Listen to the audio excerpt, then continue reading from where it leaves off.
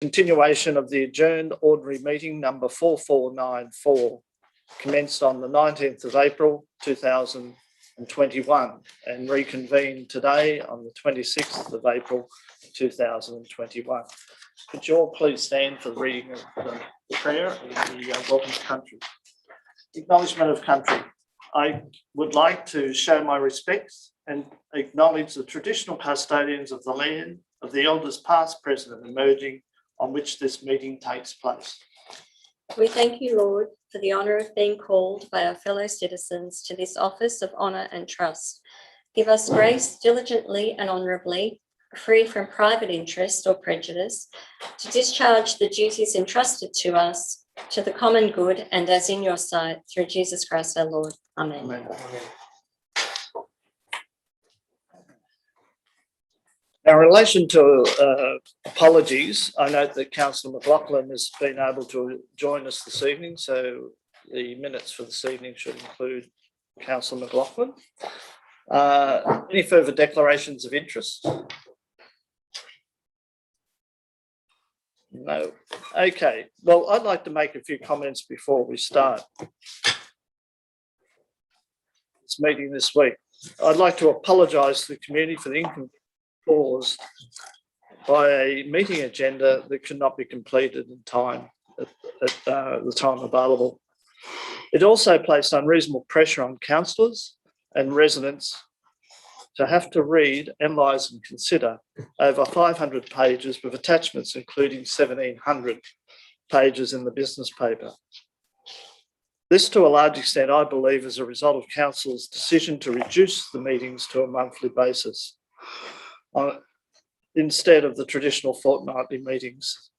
And this decision was opposed by the Deputy Mayor and myself as Mayor. Secondly, considerable difficulty was experienced by speakers wanting to address council to hear proceedings of the meeting while waiting next door due to the limited sound quality. This has now been rectified for tonight's meeting. The large number of speakers, I believe, is a result of council moving away from the basics by adopting a digital survey pop-up approach to consultation rather than a good old community interaction and discussion at town hall public meetings. It appears the community feels the only way now to get the message across is to direct action at formal council meetings. This highlights, in my view, that council could improve transparency and efficient community engagement. Having said that, we will now continue with the meeting adjourned from last week, and therefore any items already dealt with are now completed. Speakers. For some items for discussion tonight, speakers have already presented last week and are not included in the speakers list tonight. Their views are carried forward, so be mindful of what presentations occurred last week relating to these matters, because they're still live tonight. There are a few additional requests to speak tonight by residents, and it's my view that we should allow them to speak. I'd like to move in a second, Councillor Sanders and Councillor Miles, to allow the additional speakers. All those in favour, declare it. Mayor, we have an opportunity to speak to what we've just spoken to. No, then I'd like to speak to that motion. Which motion? The motion to allow speakers to speak. A motion's on the table. Yeah. I'm entitled to speak to it. You are, if it's relevant, but I would like the mover of the motion. Do you wish to speak? Just briefly, Mr. Mayor, I think it's absolutely essential that we provide every opportunity for our community to speak. So I'm very happy to have speakers address us tonight, and I'll certainly look forward to their addresses. Councillor Collins? Yes, I will speak to this. I also support anyone who wants to speak to this motion to speak, and I encourage anyone that wants to speak tonight to speak. I have no issue with that at all. For you to come here at the start of this meeting, Point of order, Councillor. Point of order. Point of order is relevance to the. Well, if I haven't said anything, how can you make a ruling on relevance? Well, okay, continue, and then I'll see what we're going to do.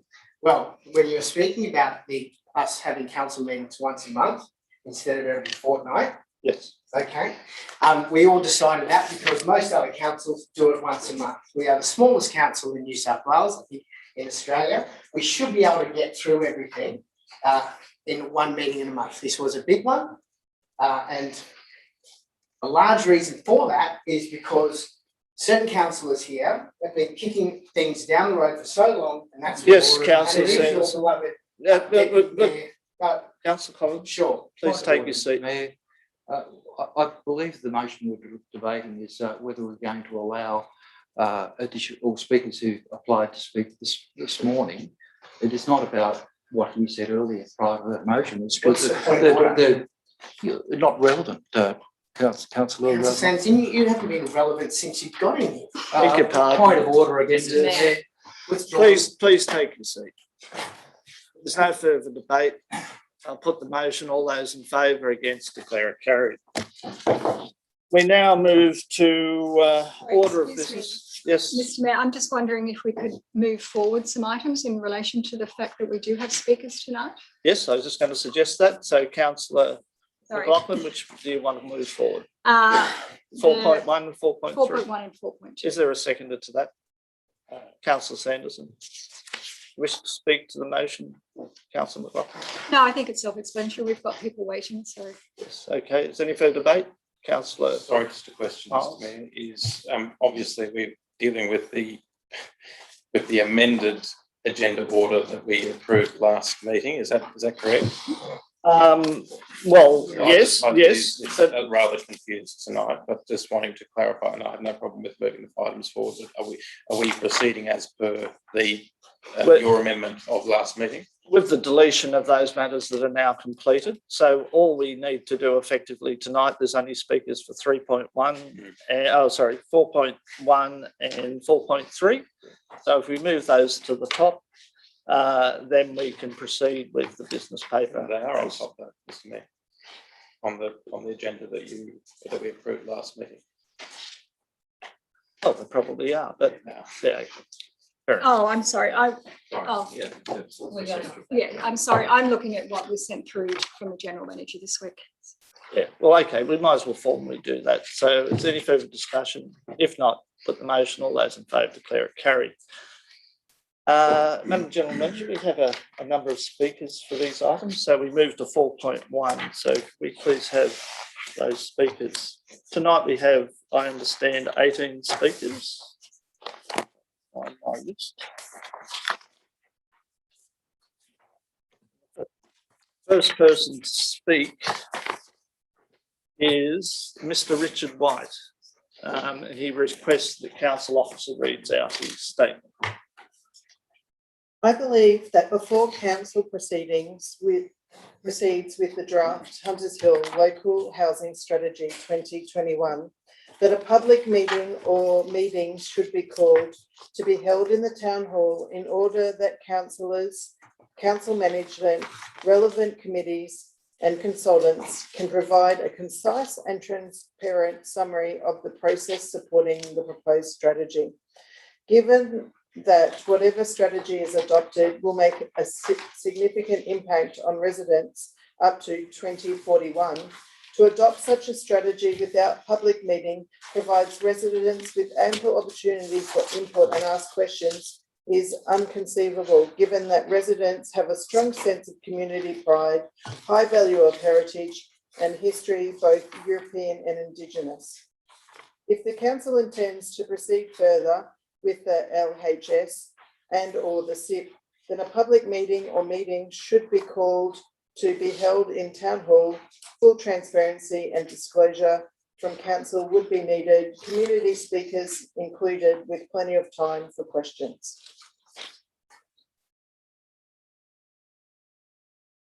Thank you. We now have a presentation from Dr. Sharp, Dr. Alistair Sharp.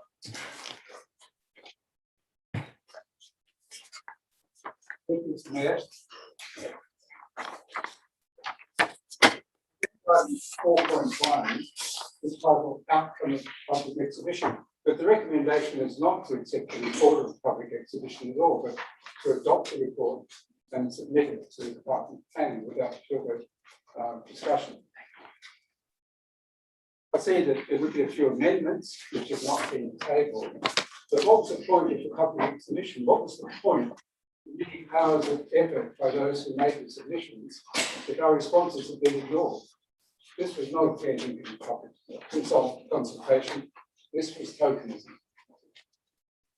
As we just pointed out in our submission, and I'm speaking for the Untitled Chapter, the major problem with the draft housing strategy is that it relies overwhelmingly on a non-existent policy, the draft community infrastructure plan.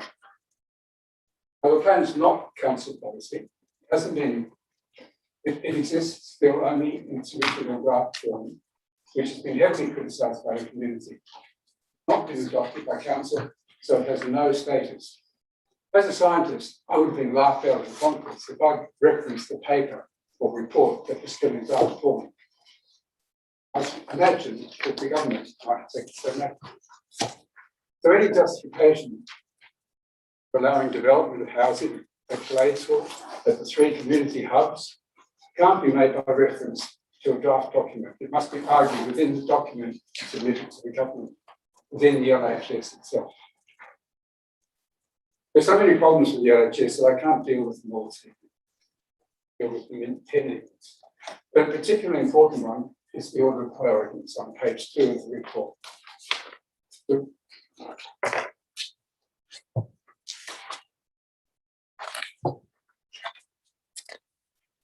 The priorities in this report seem to be those of the development industry rather than of the community.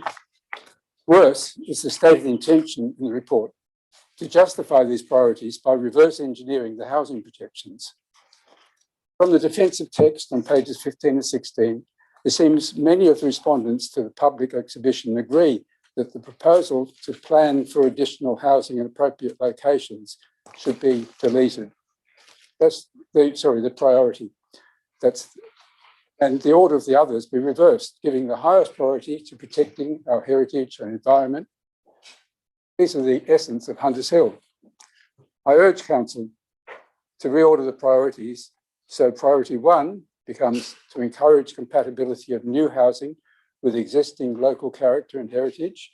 Priority 2 becomes to protect significant environmental values through sustainable developments and design quality of new developments. And priority 3 to support housing diversity and housing affordability. I don't want to see priority 4 in this document. Indeed, there can be no objection to reordering the priorities if, as suggested in the business paper, the priorities are equally important and clear in their intent. If they're equal in importance, let's not number them at all. Let's place those that nurture our community at the top of the list.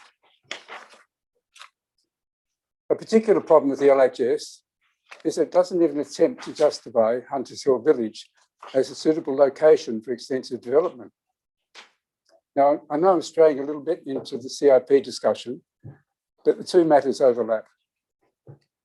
The CIP, the draft CIP, implies that by demolishing 5 council-owned properties, council could not just provide quality accommodation for community services, but also accommodate council's administration. Motion to extend. Councillor Sanderson, Councillor Miles, all those in favour, against, declare it carried unanimously. So somehow the income from demolishing 5 properties could pay for new community service accommodation, council's administration, a library, income producing commercial space, community space, flexible working spaces, and a residential component. And the document doesn't consider various implications of this. It doesn't consider what might happen to the Croquet lawn. It doesn't consider how the Hunters Hill Village could cope with the associated increase in car and truck movements and their need to park. But that's not all. Since it's unlikely the project could be funded by council, any developer willing to take on such a project would need to be allowed to build additional residential units to cover their costs. Last time council went through, Another 3 minutes. last time council went through this. Councillor Miles, Councillor Sanderson, put the motion. All those in favour, against, declare it carried. Last time council went through an exercise such as the one we're talking about tonight, That was 10 or 15 years ago. I couldn't find my notes from that era. But the consultants then found that to make the project financially viable, it would be necessary to allow the developer to build apartments along the whole boundary of Ryde Road. The boundary of Ryde Road with Fig Tree Park. Realising this was obviously quite unacceptable, and the council meeting considering this declined to even receive the report. With the limited site area of the 5 council-owned cottages or buildings, it sounds as though the predominantly low-rise buildings providing 2 to 3 story presentation to the street proposed in the LHS would be inadequate to fund the proposed construction, let alone the ongoing maintenance of so much new council-owned infrastructure. Is it credible that such development could be funded with no net loss of public open space? I don't believe the Hunters Hill community wants to see such a high level of development in Fig Tree Park or elsewhere in Hunters Hill. The strategy is not due at the Department of Planning until the end of June. There's still time to revise it in line with the submissions Council received 2 months ago during its public exhibition. Thank you. Thank you. Are there any questions for Dr. Sharp? Yes, Councillor Sanderson. Yeah, Dr. Sharp, do you have any specific improvements you would make to the housing strategy that you think would cope with some of the issues you've raised? I think people have made many such suggestions in their submissions, and they're all included. They're all there on paper. Are there any you'd prioritise? I can't think of one out of the very many. The whole basis is the concept, or 2 concepts, that we have to provide a big increase in housing, and that this should be done in this particular location. And Fig Tree Park is a very congested area. Last time this was considered, I went to several of the consultations with the people who were advising council about this, and we pointed out that the streets around there are pretty choked at the moment. There's Luke Street, and there's Matthew Street, and there's the awful intersection between Gladesville Road and Ryde Road. It's not a very sensible place to increase the level of activity. There's no further questions.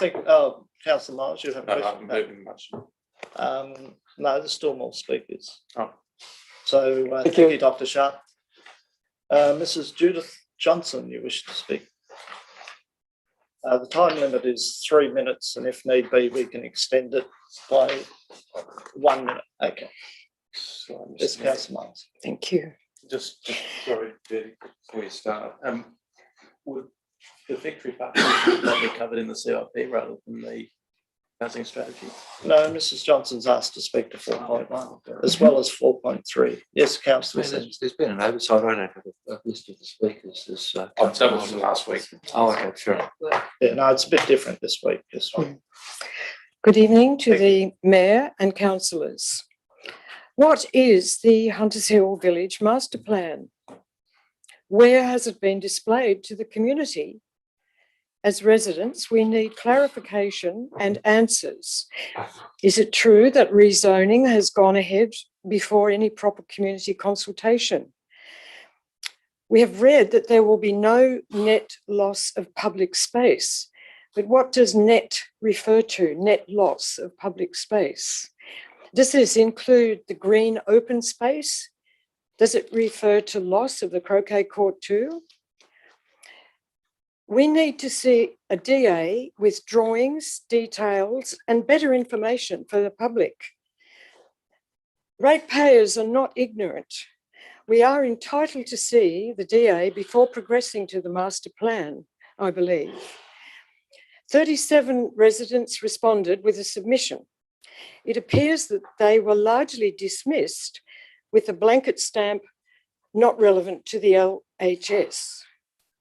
In response to my submission, the draft LHS does not propose to reduce the size of or remove trees in Fig Tree Park. Clearly, this does not align with the section on rezoning. Rezoning, which retains as many trees as possible on the site, consideration given to mature species replacement. It's the replacement that I'm concerned about. Planting new trees will never equate to or replace loss of mature significant trees which cleanse our air and reduce pollution. Some are now on the tree register of Australia. There are 2 rare pin oaks, possibly over 80 years old, and a pine tree also from Gallipoli, and many other huge gums. Hunters Hill has lost scores of large trees in recent years.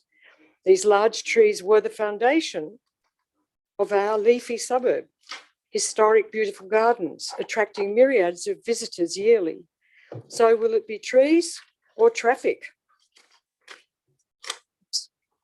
Sadly, I believe that so many of us have lost trust in the new machinery of council staff.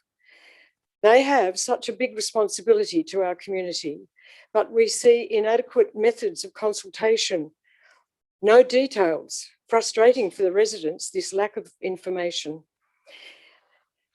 Now, if anything I've said is incorrect, please accept my apology. It's because I've had to deal with a huge dumping of 577 pages, computer hell. Motion to extend, Councillor Miles, Councillor Sanderson. All those in favour, declare it carried unanimously. Sorry, Mrs. So pages and pages of slick words, phrases, jargon, acronyms, a forest of words. And now from item 4.1, strategic outcome, this is for the council. Council is recognised and respected as an open and transparent organisation. And priority number 3, also from 4.1, protect significant environmental values. Finally, I thank those councillors who give your precious time and effort.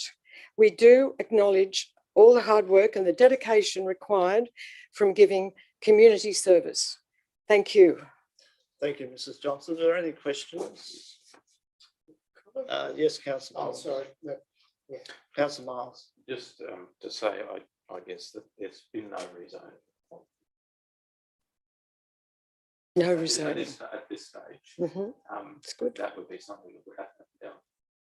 That would have to be public as well. That would have to be Will happen later. Yes, it will. Yeah. Rezoning. Is there a question, Councillor Miles? Oh, no, I was just clarifying. Oh, right. Councillor I was just going to ask maybe to the General Manager, can you maybe explain how the DA works in with this document and how what the process would be and how this relates to it? Madam General Manager, could you help please? Through you, Mr. Mayor, we're talking about 2 separate documents. So there's a local housing strategy, and that's a document that's required. We need to prepare that as part of our planning framework. There's a separate document, which is the Community Infrastructure Plan, which was proposed to be renamed the Property Strategy, and that's to deal with council-owned properties and how they're managed. And the intention of that, for the first time, is to actually clearly articulate the properties that council has and the vision for those more broadly, more generally. And then from that strategy then comes the detail in terms of master planning that then falls down into DAs, but they are 2 separate documents. One is the local housing strategy. The other one, simplicity, we'll call the council property strategy. And just the DA process that would result in victory. Madam General Manager. Through you, Mr. Mayor. So with the property strategy, it talks about the precincts, talks about Victory Park as a precinct and sets a broad vision and flags opportunities, challenges. And the intent of the first phase of consultation is to seek feedback from the community on that broad vision, that then would inform the next phase, which is the preparation of the master plan and very much the detail that the community are looking for in terms of what that might look like, feel like, and the layout. And then following a master plan, you get down into detailed design, which results in a development application. Thank you. Thank you, Thank you. Mrs. Johnson. Is there a motion in regards to this matter? Yes, Councillor I'll Miles. move the motion as recommended. Is there a Mr. Mayor. seconder? Councillor Collins. Do you wish to speak to your motion? I will, Mr. Mayor. Just briefly, we need to provide this property strategy. Obviously, as part of a growing city, the state government requires us to prepare documents like this to see where it is that we can carry our share of the load. They're not extraordinary numbers, and I think that the department has recognised Hunters Hill's relative size in that respect. There is a master plan being developed for Gladesville, obviously as part of the property strategy, and the existing zonings that exist in, we'll call them the hubs, which is Boronia Park and Hunters Hill Village and Gladesville. We have more than capacity, I would have thought, and this document really responds to issues around the housing mix, which is not something that we've done traditionally very well in Hunters Hill. There's generally your sort of larger scale houses on the peninsula, and there's some unit development, but done in a more hodgepodge fashion than in a coherent way.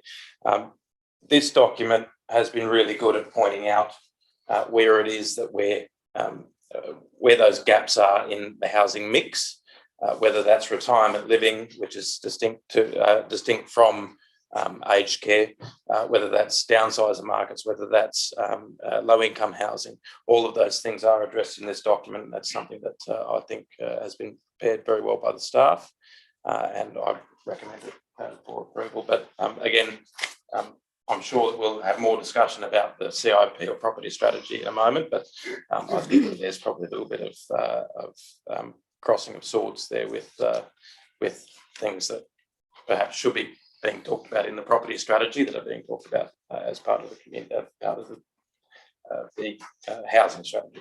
Thank you. Is there any further discussion? Councillor Sanderson. I'd like to move a series of amendments. I'd like to do them individually. I've provided those amendments to staff and councillors, so I guess I should start the process and move the first one. Probably for simplicity, what I might do is move the amendment I've given on the sheet as Amendment 8 first. It's purely a matter of courtesy, and Sorry, I haven't got. I Oh, don't sorry. have either. I've got. Just a point of order. Could we have that on the screen, please? Thank you. Welcome to one of those, yeah.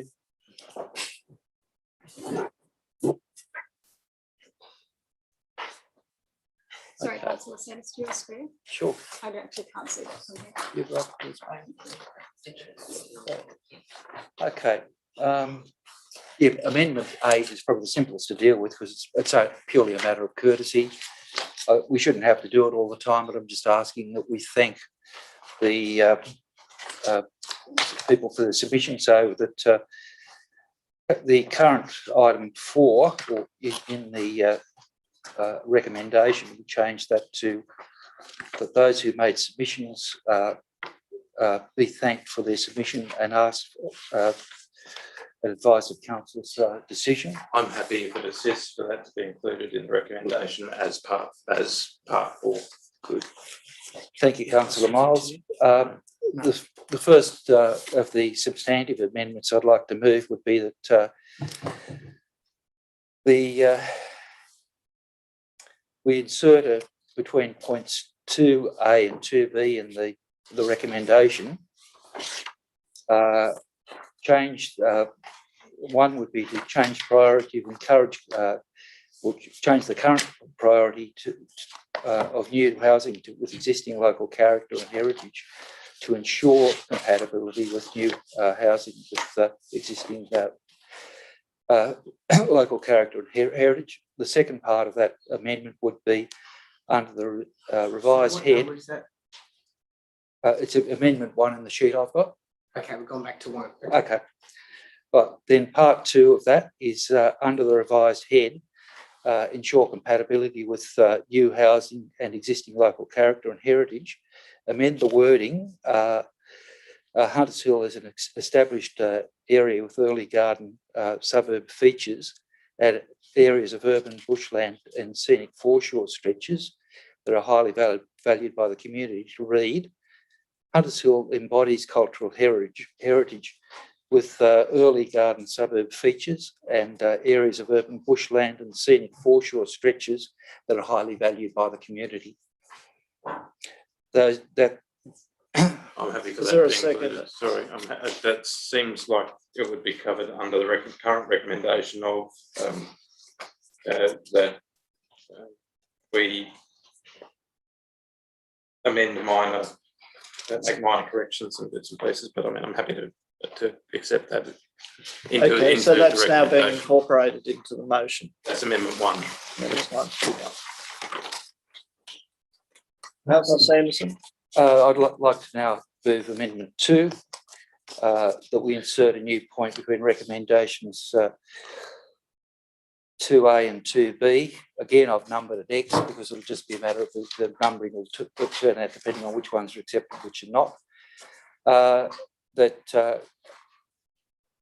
To make priority 1, ensure compatibility with new housing with existing local character and heritage. Make priority 2, protect significant environmental values through sustainable developments and quality new developments. Make priority 3, support housing diversity and housing affordability. Make priority 4, plan for additional housing in appropriate locations. And 5, rearrange order of material in document so that it appears in the new priority order and renumber clauses as required. Yes, Question Councillor through you, Miles. Mr. Mayor, to the General Manager or Director. Is the changing around of these priorities going to make any substantial difference to the delivery of this document? Madam General Manager. Thank you. Through you, Mayor. The priorities within the document are as per the priorities set out in the adopted LSPS. So they talk to the LSPS. They talked to the LSPS, and that was the outcome of the adoption of that. The priorities basically were set in a logical order and consistent with the local strategic planning LSPS, and equal value and supporting housing diversity and protection of that, and also protecting the environment and the local character and heritage. That's what we say in the report, and that's how we arrived at those priorities. Would it assist if Councillor Sanderson, if I amended to make sure that ensure in point 1 is in priority, but not change around the order? You've already accepted that amendment, I believe. Yeah, but that's part of this Amendment 2. Happy to change that to ensure, but this document speaks to the LSPS. I'm not comfortable rearranging priorities.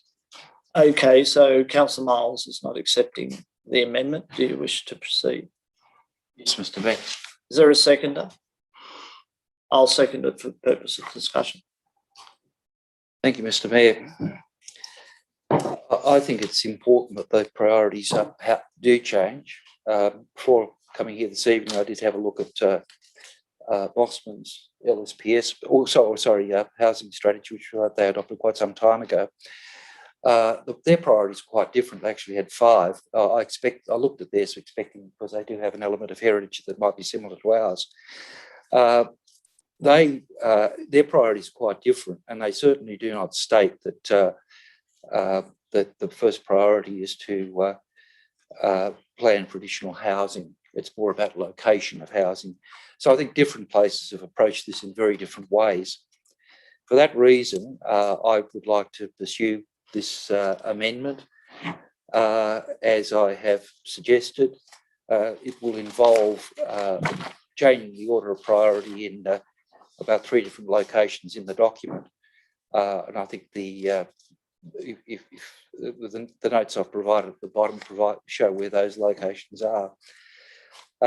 Again, I think it's important because heritage has always been a top priority for the municipality of Hunters Hill. and I think this document does understate that somewhat. So I will continue with the amendment. Thank you, Mr. Mayor. Any further, yes, Right. councillor. Look, I'll just speak briefly to it. If this already speaks to the LSPS, we need consistency through all our documents. So I think if you wanted to change the order, the time would have been when we did the LSPS. So I think to make it easier for everybody to understand where it's at, I think we should adopt it to be consistent with the LSPS. And if you want to bring something, I have no issue with actually rearranging this order, but I don't think it's proper to do so for this document. Yes, councillor Cresswell. Just a question, Mr. Mayor, through you. On the advice we just received, the priorities are actually no higher than each other. Is that correct? Madam General Manager. They're all of equal value? Yep. And so, second question through you, Mr. Mayor, I think to Councillor Sanderson, would it be possible for us to just call them priorities and list them and not number them, that it appears that one is more important than others? Priority one says this is the most important thing to get off the, but if they're all equal. Councillor Sanderson. Yes, Mr. Mayor, I'd accept that as another way of doing it, so that way we don't need to interfere with the order of the document. So if the only thing is we would need to identify those points some other way. So I don't know whether Priorities. When you're referring to Again, sorry, Mr. Mayor, can this not be done under the recommendation 2B of this recommendation? Which is, formatting essentially. Well, I don't agree. I think it's important that if council is talking about priorities, that we establish whether or not they are true priorities, and if they are, then they're valid issues to be discussed. If they're not priorities, then Councillor Crasso has made a reasonable suggestion that we delete the numbering, and therefore they're all got equal weight.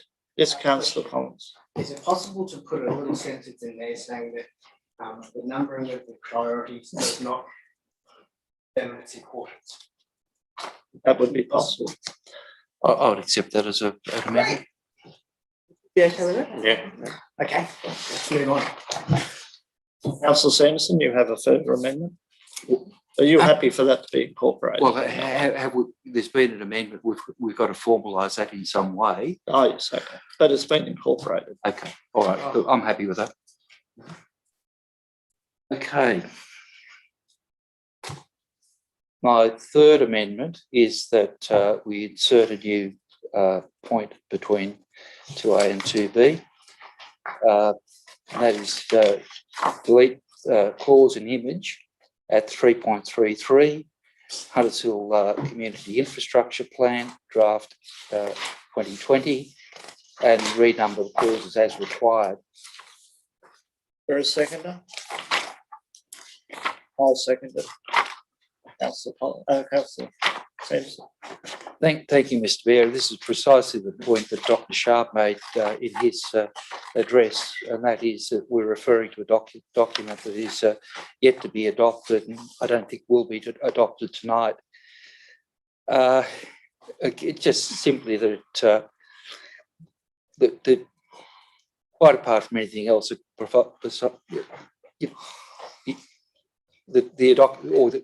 if the document is adopted, there will be problems, I think, with consistency between that document and this. So I'd like to proceed with this amendment. Is there any further discussion on the amendment?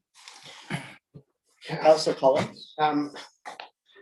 Question first to the General Manager through you, Mayor. There an issue here? Can we write something to say if adopted, this exists, or? Madam General Manager. Through Mr. Mayor, the document is referred to as draft, and it is part of Council's integrated planning and reporting suite of documents. So if that becomes adopted, does that then, this document this housing strategy will refer to the actual final document automatically? Through Mr. Mayor. For council tonight is up for adoption. Can I just make a Yes, point of Councillor clarification around that? Yes. We refer to it as the Hunters Hill Community Infrastructure Plan. If we do adopt the new name, how does that affect the document that's in here at the moment, or the reference? Do we need to change that after the event? Madam General Manager. The acting strategic land use planner. Depending on, I guess, what happens tonight, then yes, the draft could be amended. So it's got the proper names and the LHS. Okay, we've got a mover. Any further discussion? What's on the table at the moment? Just this amendment? Just this amendment, number 3, which is to delete reference to a non-existing document. That's not true, Mr. Mayor. That's actually misleading. It exists. It's in draft form at the moment. So It's not been adopted by council. The draft. The draft has been I'm not going to exists. enter into the draft has been chattering. adopted by council. Councillor So Collins, that's incorrect. Councillor Collins, is there any further Has it been- debate? No clarification. Has the draft been adopted through you, Mayor, to the General Manager? Has the draft been adopted by council? Madam General Manager? Through Mr. Mayor, council endorsed the draft for exhibition and that's the current state. It's still a Thank you. draft. So it hasn't been adopted by council. Now, we've got no further discussion, right of reply. Councillor Sanderson. Thank you, Mr. Mayor. Again, I think this document is going to alter somewhat in its history. It says it's a living document. I think it's. I'd be very cautious about referring to it in this document. So I will continue with to recommend the amendment I suggest. That closes debate on the amendment. I now put the amendment. All those in favour? Against? Declare it lost. Councillor Sanderson, you have a further amendment? Yes, Mr. Mayor. My amendment 4 is again something to be inserted in the document between or in the motion between points 2A and 2B, which is in relation to amendment 4. Yeah, in relation to areas with potential future capacity, remove all references to the Gladesville Hospital site being used for residential use, including amending figure 17 under the heading 5.8 land use planning approach on page 4. Is there a seconder? For the purposes of debate, I'll second it. Thank you, Councillor McLaughlin. What page number? Page 4 of the draft document. Page 4.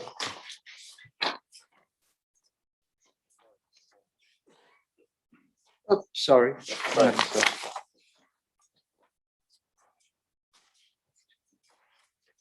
Section 5.8. Yeah, sorry, 42.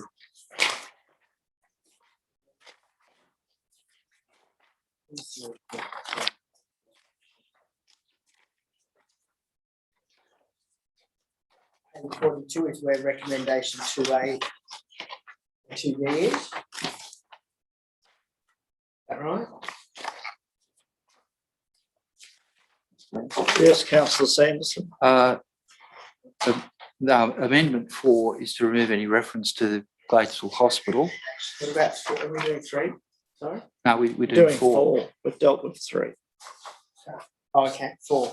Sorry, 4. So where is 2A, 2B? Oh, In the recommendations. Oh, okay. Councillor Sanderson. Yes, the reason I apologise, that should be, if we amend that in my amendment, it's on page 42. What I refer to there is a map that shows in red or red colour areas where it's proposed for these potential areas of development. That would need to be amended along with any reference to remove Gladesville Hospital from the places of with potential future capacity. Right. Any further debate? I'd just like to ask a question. Yes, Councillor Cresswell.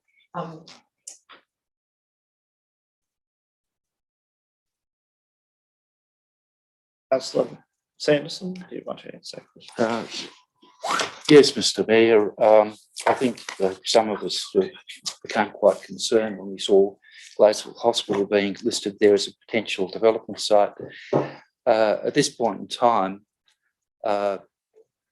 we are still waiting or negotiating with the state government about potential future uses. I think it'd be wrong to go ahead and suggest that we should be using that for expansion of housing at this point in time. I think let's just leave the options open there. That is one of the most amazing areas of heritage in this municipality, and I believe it shouldn't be. We shouldn't be committing to put future housing on it. I don't think there's any need to flag that at this time. Is there any further debate? Yes, Councillor Cresswell. Not so much debate, because for my sake and for anyone watching, I wonder through you, Mr. Mayor, could someone explain who has governance over master planning for Gladesville Hospital site? Madam General Manager, can you assist? Through you, Mr. Mayor, Director of Planning. Yes, I can, through you, Mayor. The hospital site is owned by New South Wales Health, but adding to that, that's highlighted in page 5 of our report, and I'll let Marjorie Ferguson explain to you to clarify that point for you. In relation to its in the former hospital site inclusion in the draft local housing strategy, in Council's adopted local strategic planning statement, action 3.4, there is an action that says, in conjunction with 3.1 and 6.2, work with the New South Wales government to deliver a housing, community, cultural and recreational solution for the former Gladesville Hospital site. So that would appear that Council has given consideration to the former Gladesville Hospital site.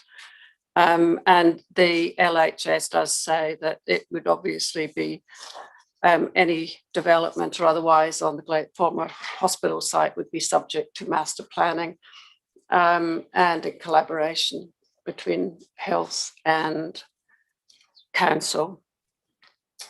But it's a, it's a medium still to long term time frame at the moment. But council has identified that in the LSPS. And through that process, there'll be a conservation management plan to ensure that those important heritage items and the landscape and setting are retained and preserved, and also the curtilage as well.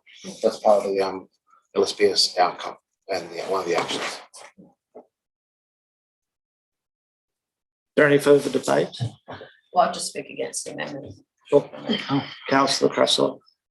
Just, Mr. Mayor, not that I'm not for preserving the integrity of Gladesville Hospital. I just think it's a beautiful location, a beautiful site. But something we've touched on once or twice on the property committee is the opportunity for adaptive reuse of buildings, and there are an awful lot of buildings on that site that are currently becoming derelict and ruined.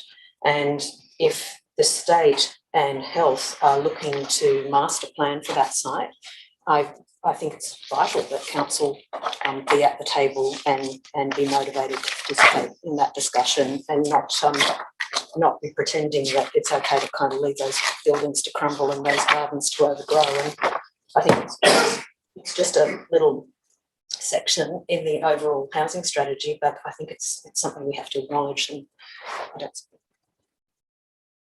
Any further discussion? Councillor McLaughlin. I'm going to speak against the amendment as well for some of the reasons that Councillor Cresswell just mentioned, and that is that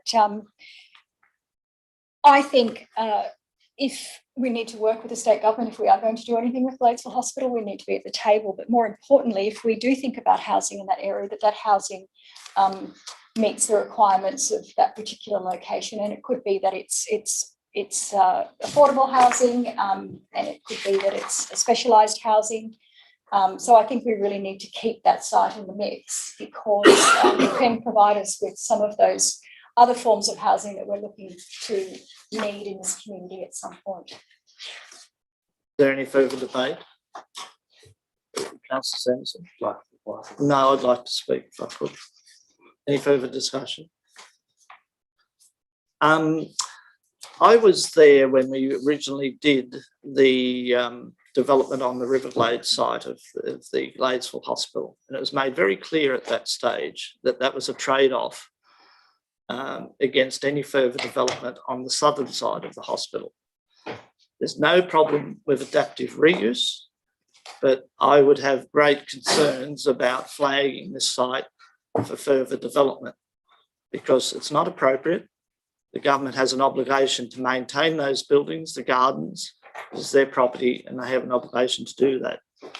To enter into a process of negotiation or discussion around further development on that site, I'm talking about further development rather than adaptive use, then I think that would be not in the interest of the Gladesville Hospital, nor in the spirit of what I understand to be the original agreement of the development on the northern side of the hospital. So I can't support the inclusion of that in its current form in the document. Councillor Sanderson, you wish to write a reply? Thank you, Mr. Mayor. I agree with that wholeheartedly, and I'm not suggesting for 1 second that we should not be at the table when it comes to future use of that site. It is one of the most valuable items we have in this municipality. All I'm saying is that I believe we're ahead of ourselves if we're going to be suggesting at this point in time that it's included in a document as part of a housing strategy. There might be something completely different that comes up in the future, and that any housing we might have been planning to put there could interfere with what will be ultimately the best solution for that site. So I again suggest that the best way to deal with this is to completely move any reference to Gladesville Hospital out of the strategy. That closes debate on the amendment. I now put the amendment. All those in favour? Against? Declare it lost. Councillor Sanderson Williams in support of the amendment. Councillor Sanderson, you might have further amendments? Yes, Mr. Mayor, I'll move on to my fifth amendment. This one it says at page, in relation to the code set, at page 35 in table 5.2, statutory housing delivery mechanisms, that's SEP exempt and compliant development 2008 code SEP third column. If I just break from reading my amendment for the time being, if councillors would like to turn to page 35 if they have the draft document with them. So it's that the bottom block in that table on the right-hand side of that table. What I propose there is that we delete the wording. This small number is due to minimal areas of land to which the policy applies. Any local or many local councils in Greater Sydney have expressed concerns regarding the impact of the code SEP and accompanying design guidelines and the implications for service delivery, infrastructure planning, and the loss of urban character. Hunters Hill Council will continue to manage through LEP and DCP, continue review and associated studies. It may be necessary to obtain exemptions or amendments to the code SEP or to prohibit multi-dwelling in R2 low-density areas and increase minimum block size for dual occupancies and to manage location of housing growth and impact on the special character of Hunters Hill. What I'd like to replace it with is something a little bit stronger, that the code sees modest-sized single-storey family homes being replaced with large two-storey developments, thus not altering the housing density, but in many cases depleting the suburb of much-needed tree canopy and green space. Hunters Hill is one of many local councils in Greater Sydney that have expressed concern and promoted reform to reduce the impact of CodeCEP and accompanying design guidelines and implications for service delivery, infrastructure planning and loss of suburban character. Exemptions from the CodeCEP are required, and prohibition of multi-dwelling house in R2 low-density areas and an increase of minimum size of dual occupancy to manage the location of housing growth and impacts on the special character of Hunters Hill, expansion of the heritage conservation areas into important areas of low density significance will protect housing that makes a greater contribution to type of housing required in Hunters Hill than the CodeCEP developments that might otherwise replace it. Second part of that amendment is that page 41 under the heading 574 CodeCEP, and at the end of the sentence, I'll quote the sentence which I propose to leave in. The CodeCEP not only apply to the majority of Hunters Hill LGA due to local heritage provisions. Under the Hunters Hill DCP, Hunters Hill DCP is better placed to govern infill low density development and dual occupancy. After that, I would wish to insert providing a further reason to promote and reform and reduce the impact of CodeCEP and considering expansion of heritage conservation areas. There is seconder to that amendment. Councillor McLaughlin has seconded the amendment of Councillor Sanderson. You wish to speak to it, Councillor Sanderson? Yes, Mr. Mayor. There's a fair bit in that, but this council and I've certainly been probably you and I, Mr. Mayor, have probably been the leading advocates of pursuing reform to CodeCEP development and the idea of expanding our heritage conservation areas to some of the amazing streets that are under-recognised, where we do have high quality, low density development, which, yeah, a lot will be in need of restoration, but it would be far preferable to restore that sort of development than see it replaced by CodeCEP. Yeah, there are quite a number of points to the motion that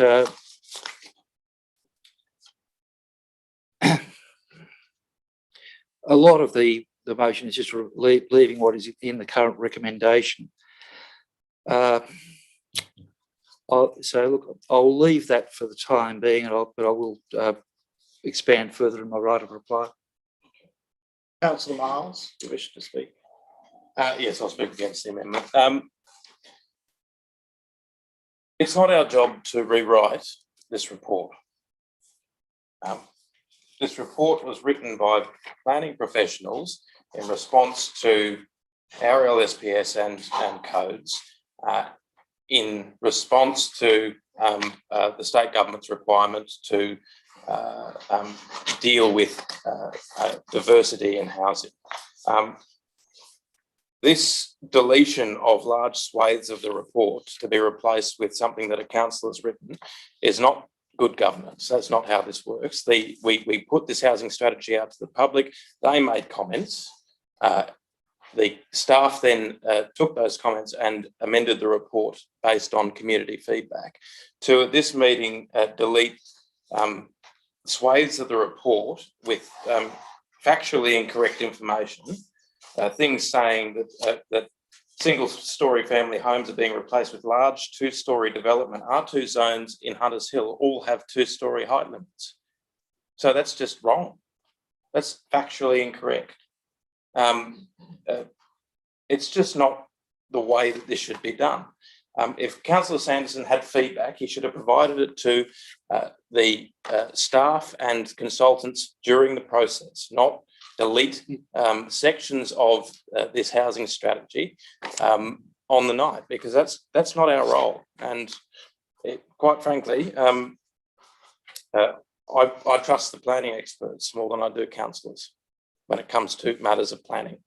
Is there any further debate? Right of reply. Sorry, can I just have a question? Yes, Councillor Collins. Councillor Sanderson, did he put in his change, did he make these suggestions to the staff during the consultation period? Councillor Sanderson. Okay, well, I will briefly speak to it. Again, this is, for me to have received this at 4:30, I can't even, cannot just get this an hour and a half before the meeting. And as Councillor Miles has said, just change this.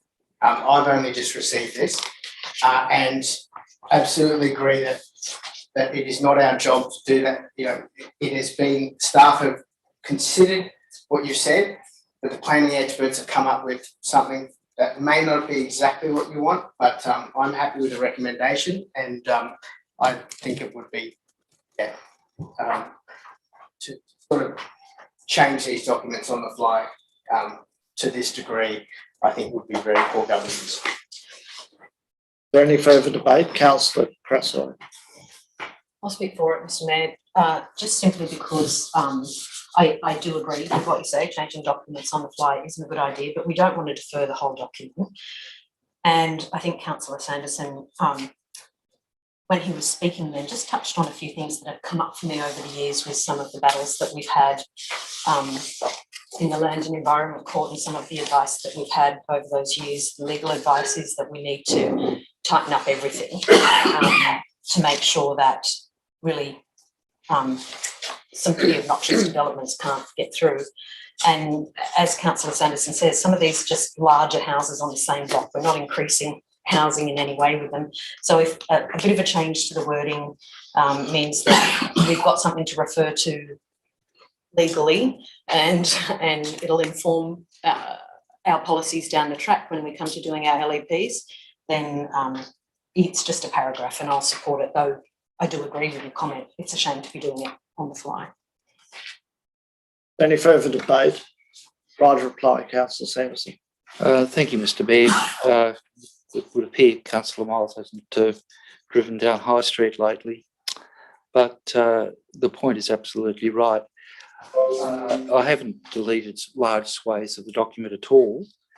If you compare the paragraph that's being removed with the one that's replacing it, in fact, just about all of the wording out of the first one goes in. It was just a matter of, it was easier to present it that way than to try to amend it in bits and pieces. You know, that way if you can read the whole thing at once, you can see where it's going. As to the time that this was available, I actually sent this a document. I have done minor changes to it since then, but I did send it out on Saturday last week, so councillors have had it for about 9 days if they'd bothered to check their emails. Yeah, we changed. So the current version. Councillor Collins. Point of order, Mr. Mayor. Yes, Councillor Collins. The version, Please current rise to version, your feet. the version that Councillor Sanderson is looking at has been sent to us at 4:30 this afternoon. Now, he may have done a draft, but forgive me for not reading your drafts. But if you send a document 4:30 of the evening of a council meeting, I can tell you I'm not going to be able to read it because I'm getting afternoon tea for the kids and I'm ready for my meeting by then. And I don't know why we'll be getting a vote, you know, an hour and a half before a meeting. Councillor Sanderson. Thank you, Mr. Mayor. In fact, this part of the amendment was not amended in any way. It's precisely as it was sent to councillors about 9 days ago. The only alteration to the document was I simplified the part about trying to remove the Gladesville Hospital from the document.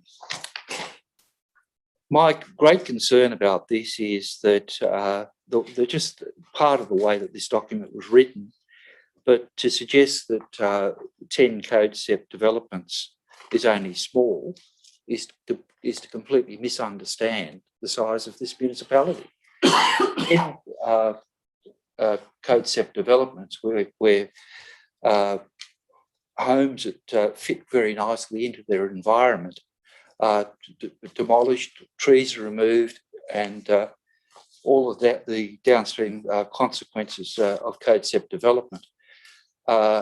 We have to deal with it, and I do not accept that it's acceptable to be having 10 CodeCept developments outside of our heritage conservation areas every year. It's something we need to address, and the other side of it is Mr. Mayor and I have been greatly disturbed about some of the development that's occurred in places like Milling Street and Blacksland Street, and they are areas that should be considered to be extensions of our heritage conservation areas. We need to leave those options open, and I think this should be part of our housing strategy. It's part of our statement about our values. Thank you. That's concluded debate on the amendment. I'll put the amendment. All those in favour? Against? Declare it carried. Councillor Miles and Councillor Collins in opposition.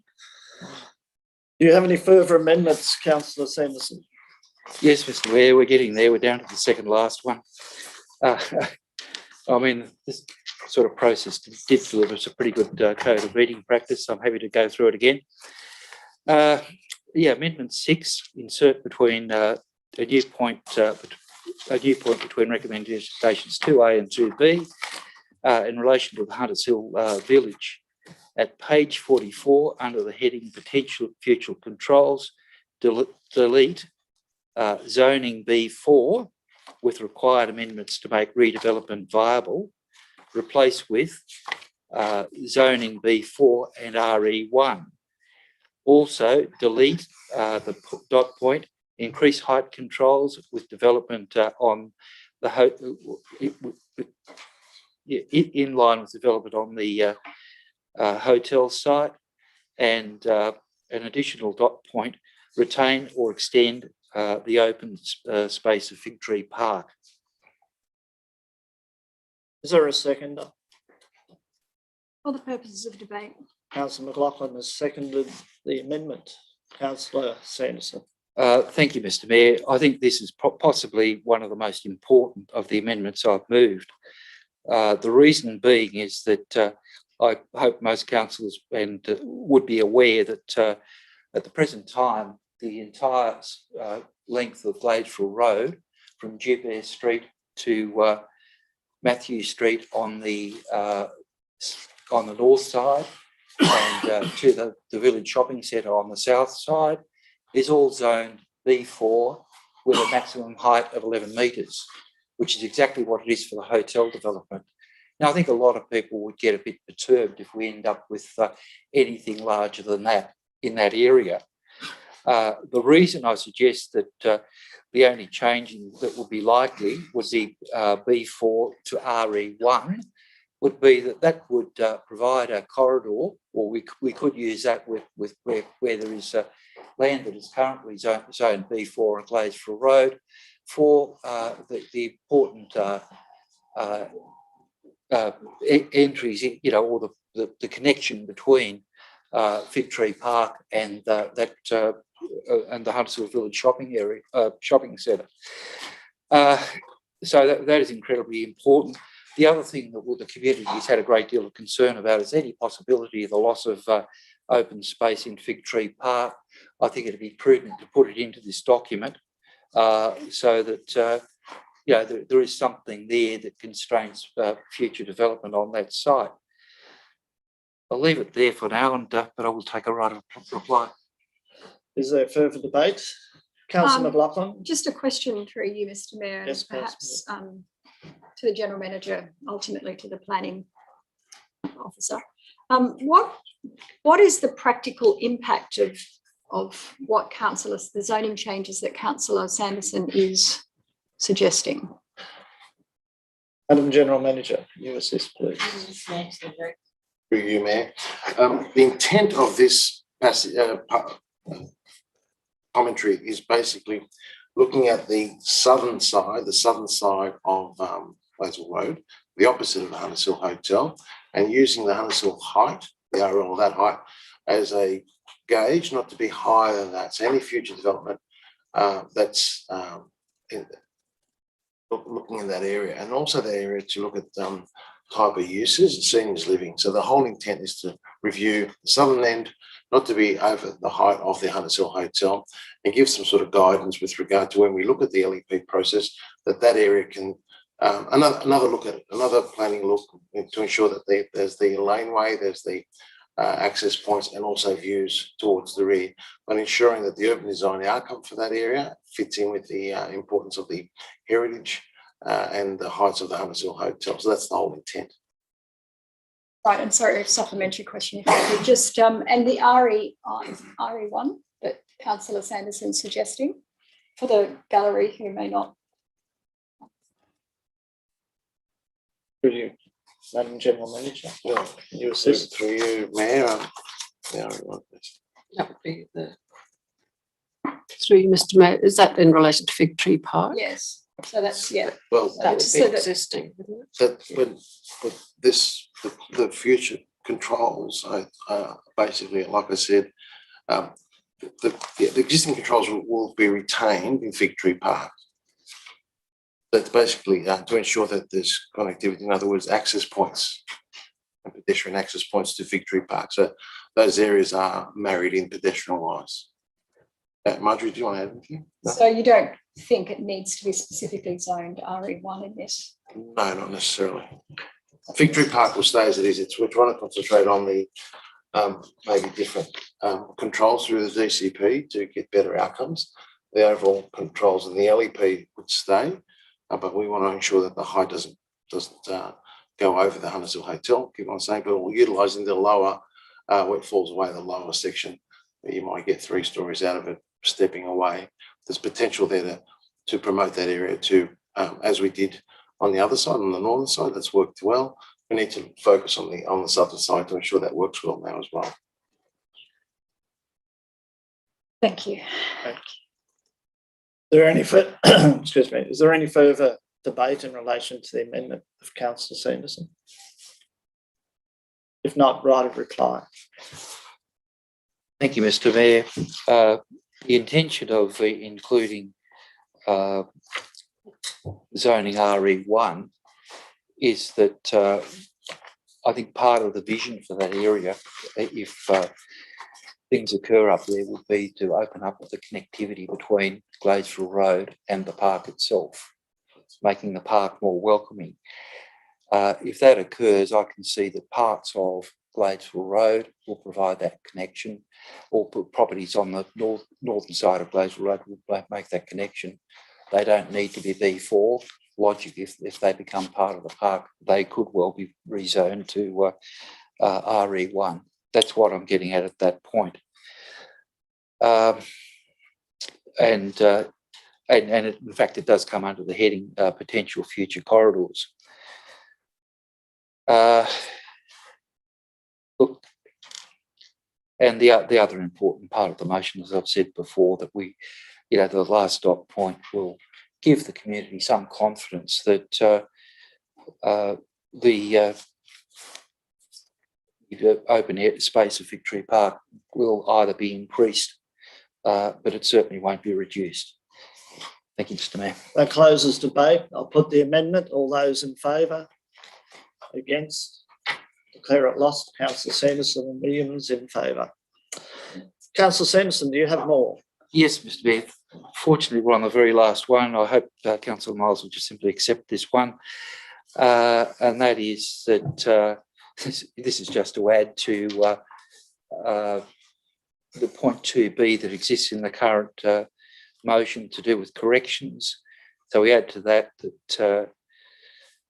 so we're adding this at the end of the current 2B in the motion. Includes spelling Hunters Hill with an apostrophe where it refers to the local government area, and Hunters Hill without an apostrophe where it refers to the suburb. I hope Councillor Miles will accept that one. I will, for the sake of all of our sanity. Thank you, Mr. Mayor. That's Thank now you, Councillor Miles. incorporated Oh, no, into you the have another motion. one. Please, Councillor Sanderson. Sorry. Do you have a number 8 on this list? Is that not being pursued? Cover that off first. Yeah, We did. Okay. So are there any further amendments or debate in relation to the motion on the table? If not, before we have right of reply, this is such a significant document for Hunters Hill. I would like to put my views on the table. My views have not changed from the original discussion around the draft. This is a fundamental document in Hunters Hill's future. It is one that will set some of the parameters for the LEP review in the next 12 months or a bit more. I still hold the view it has a developer focus and not a community one.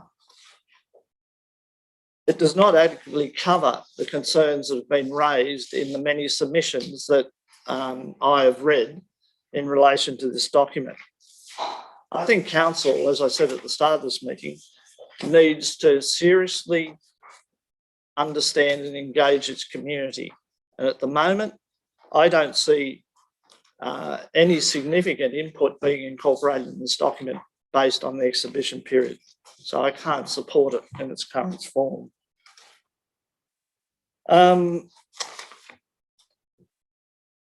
Yes, that issue that was raised by Dr. Sharp and has been discussed, but I still hold, I'm a scientist by training, and I would find it unacceptable to be incorporating documents that are draft or evidence that is draft is not proven or founded into a fundamental document that sets our future, particularly in terms of where we might head in our LEP.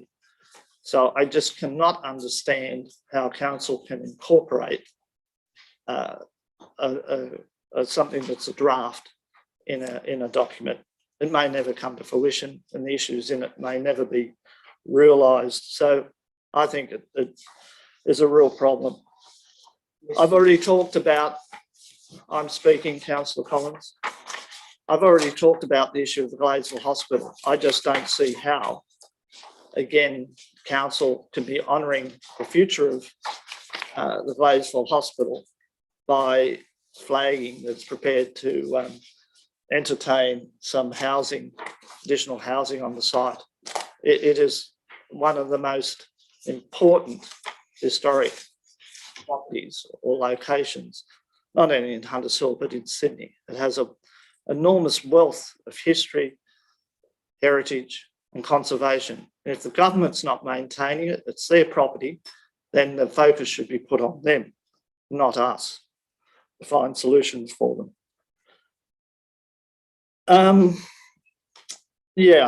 I spoke at length last time when this was at the draft, at the stage of being adopted for exhibition. Council is not being asked by either the Greater Sydney Commission or the Department of Planning or the government to do anything more than what it's currently doing in housing. We have a very modest and small amount of housing to reach in the targets. That can be reached, as we've heard, by our current planning requirements and expectations without building expectations to increase development in what is a very important part of Hunters Hill. It should be about recognising those constraints and embracing the community's views around what we have and what they want to see preserved into the future. So I can't accept the document in its current form. I don't think it's respected or covered off the issues raised in the submissions by the community. I think it should be put back to a public meeting to allow the community to hear, understand, and debate the key issues in this document. Is there a right of reply, Councillor Miles? I will, Mr. Mayor. It is not unusual for a draft document to be referenced in a document such as this. We have done it probably 30 or 40 times in this term of council alone. I would suggest to you that you may not have a problem with the draft document being included. You might have a problem with the property strategy itself, which is fine, but we can talk about that a little later. We will. Not all development is bad development. Some development is necessary. In Gladesville, for example, we will not be able to achieve the public benefit that is derived from the redevelopment of that centre without it being developed. When it comes to heritage, we can't protect heritage without focusing housing increases somewhere else. I would suggest to council that focusing our efforts in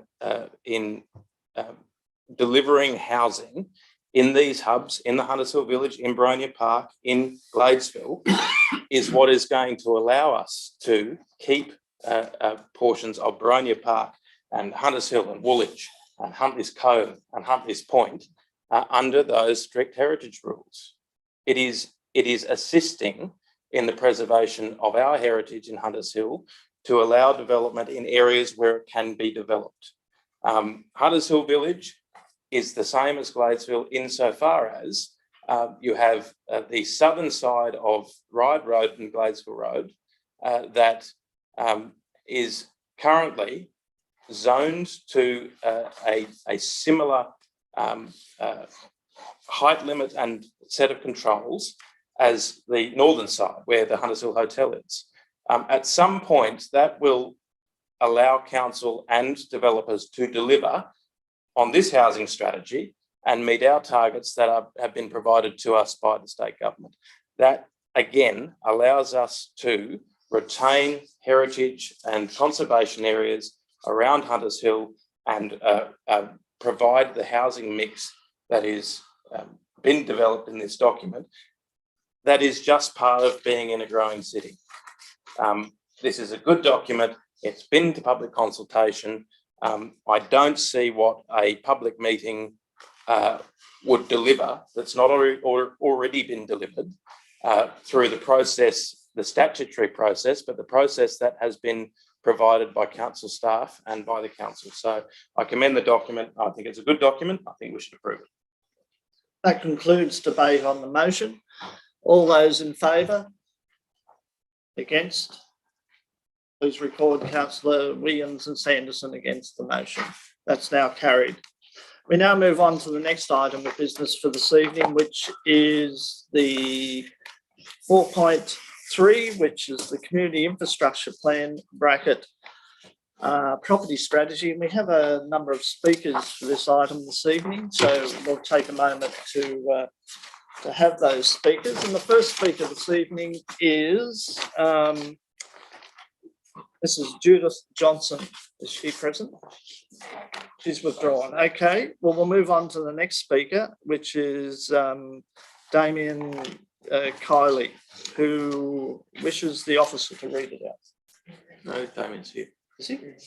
Oh, okay. Well, if you wish to come forward and make your presentation in person. Thank you. Mr. Mayor, thank you.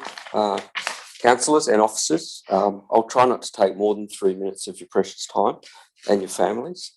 But the property strategy, or the CI Community Infrastructure Strategy, is vital to the sustainability of Hunters Hill Council. Without careful consideration of how council treats with its property assets and their ongoing management and renewal, council will fail in its mandate to the community and provide for the vital services and improvement thereof that it offers. Also, it will be difficult for it to prove its financial viability going forward. Council needs to demonstrate that it is prepared for the significant demographic change that is upon it, not so much population growth, but population change that will see more families needing more support from the community and the facilities and council-run facilities generally. Hunters Hill Hunters Hill is currently incapable of accommodating these needs. The elderly within our community will also be changing. There'll be a growth in single-person households, as we know, which will require a different array of services and will need to have their needs met just like everyone else. Are we able to do this in 100-year-old facilities that are not being maintained or not compliant, for example? A sense of renewal needs to occur to enrich the lifestyle benefits already on offer in Hunters Hill. This is why young people, young families want to live here.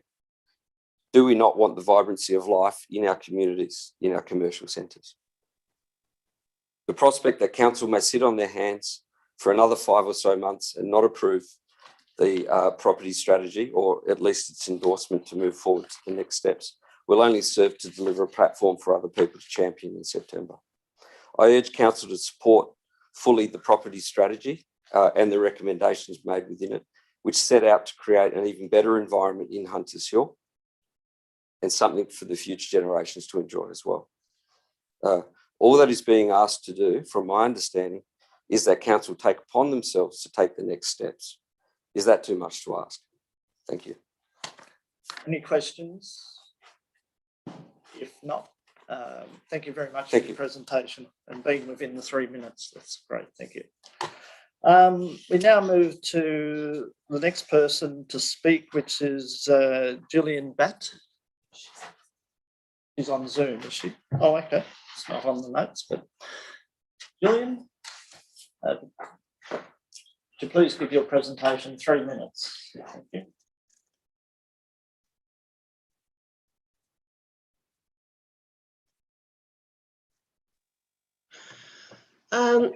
My name is Gillian Batt. I'm the CEO of Sydney Community Services. I wish to address the Council to support the proposals in the draft Community Infrastructure Plan, specifically the proposal for the Village Green, which would see a redevelopment of the small cottages on Gladesville Road, which we currently use for our office, respite centre and community hub.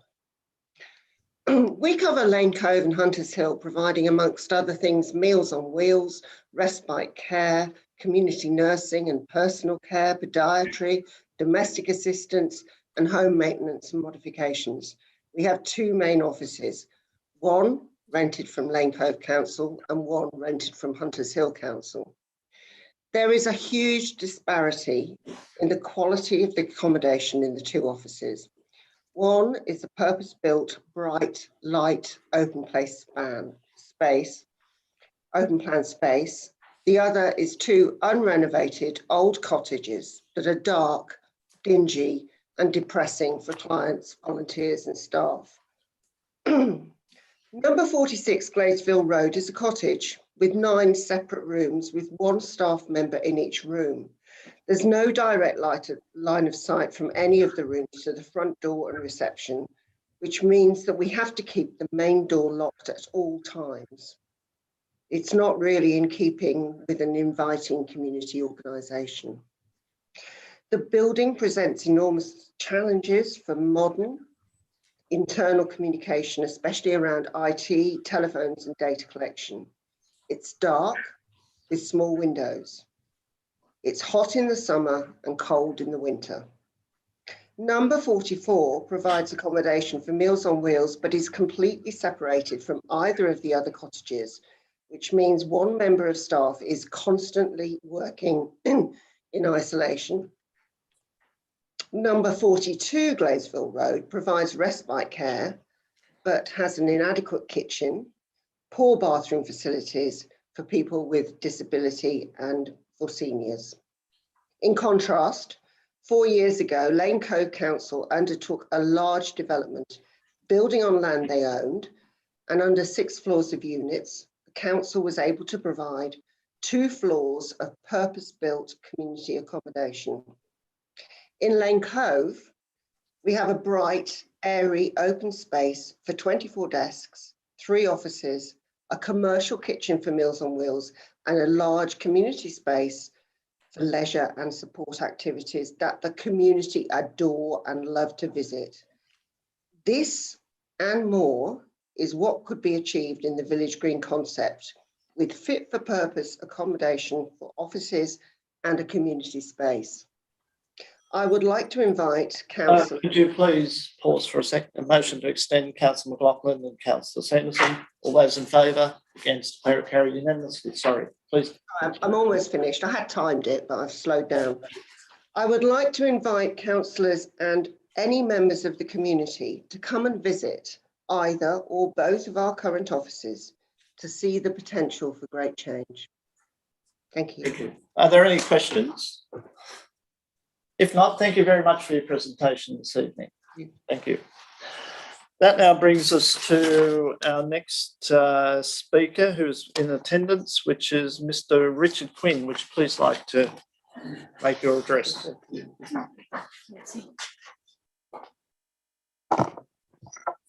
Thank you, Mr. Mayor. Mayor and councillors, I originally found out about the Community Infrastructure Plan drafting through an invitation that I received on the 3rd of September last year to attend a stakeholder focus group meeting regarding the Fig Tree Precinct. At that consultation, I was given a copy of the draft infrastructure plan. On the 9th of November, I submitted my response to that plan through the General Manager, and I assume that my submission is one of the 42 submissions noted in the business paper.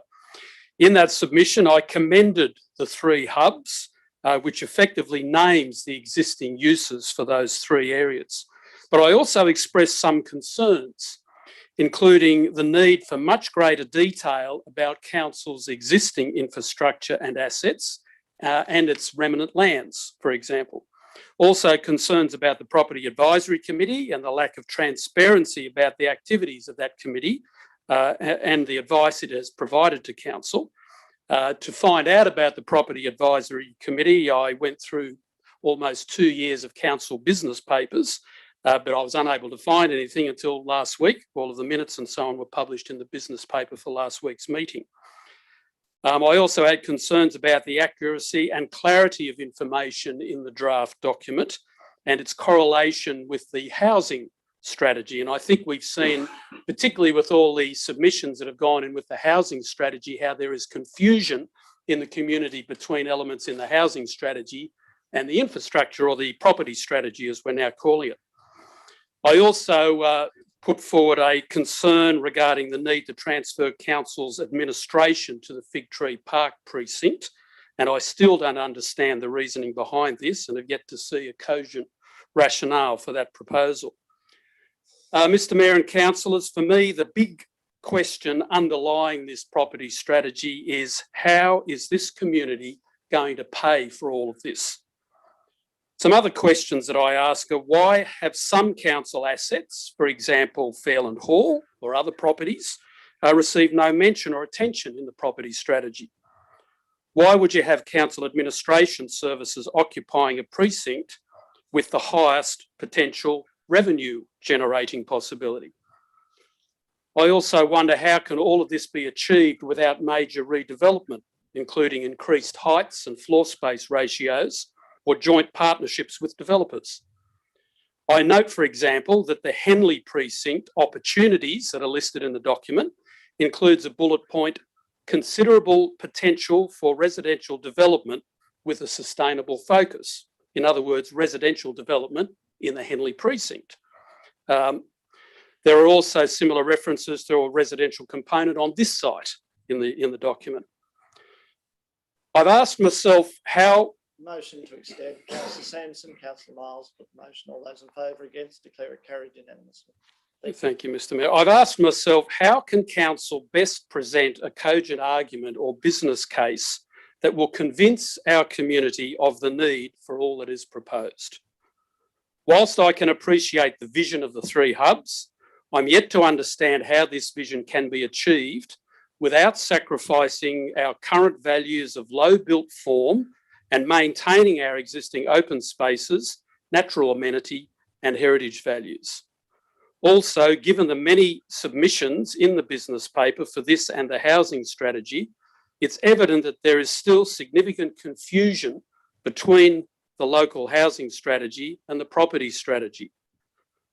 Therefore, I think much more needs to be done to clearly communicate the intent of these, both of these strategies, to bring our community along the journey and to achieve the support necessary for the best possible outcomes for this community. Thank you. Are there any questions, Councillor Collins? Yes, so you support the 3 hubs. The 3 hubs, I think what you've put in the document is basically identifying what the 3 hubs are already doing in their general intent because of what's already happening in those 3 hubs. So I support the notion of saying this is the heritage and cultural hub, if you like, that the village green area is where the services are, because that's where the Gladesville Community Aid, the transport, all of that, well, the transport's moved to Henley, but a lot of those community services that the council provides are already located there. So that makes sense to me. And also over at Henley, we've already got a lot of the life, well-being, lifestyle sort of things happening there as well. It makes sense to name those 3 hubs in that way. But what concerns me is how are we going to realise the ideal, if you like, of all the things that we want to have in those 3 hubs. The previous speaker spoke about Lane Cove Council, for example, and how they've provided these wonderful 2 floors for those community services. Great. But she also said there is a 6-storey building on top of it. Now, clearly, for that facility to be provided, you needed the development in order to enable the 2 floors that are necessary for those community services to be provided. That's the piece that concerns me. How are we going to make this happen and fund it? So as a strategic document, you agree with the principles of it, but you're not comfortable with how it could be done. No, how would you suggest, if I can ask, how would you suggest if you agree with the hubs and this becomes a strategic document, and then we'd go away and look at each individual component and how that might be achieved? Are you saying that it should be stopped at this point because you can't see how it could be achieved, or should we endorse the strategy? No, I'm not saying that. I'm saying at the moment, as it sits, it doesn't give me enough information to be able to say, yes, I support it in its entirety. I get the naming of the 3 hubs. I get that piece. But how are you going to empower, if you like, how are you going to resource, how are you going to fund all of the other things that are suggested that need to be incorporated in those 3 precincts? Surely that's the piece. Wouldn't that be a follow-up? Well, I think there's some suggestions of things in the opportunities pieces, for example, in each one of the precincts as they're listed. There's some detail there that concerns me. Also, I think this community, we need to know about all of the council assets, all the remnant lands, the Fairland Hall, all the parks and reserves, the whole picture. And I wonder why, for example, in this document, there can't be an appendix that lists every little bit of Hunters Hill Council-owned property. I wonder. So that the community gets an understanding of the whole picture, that if we are going to move forward, there will have to be some compromises here and there, probably, for this to happen, because I just can't see how it's going to be funded. Councillor Miles? We had trouble identifying one of those properties in the last term of council.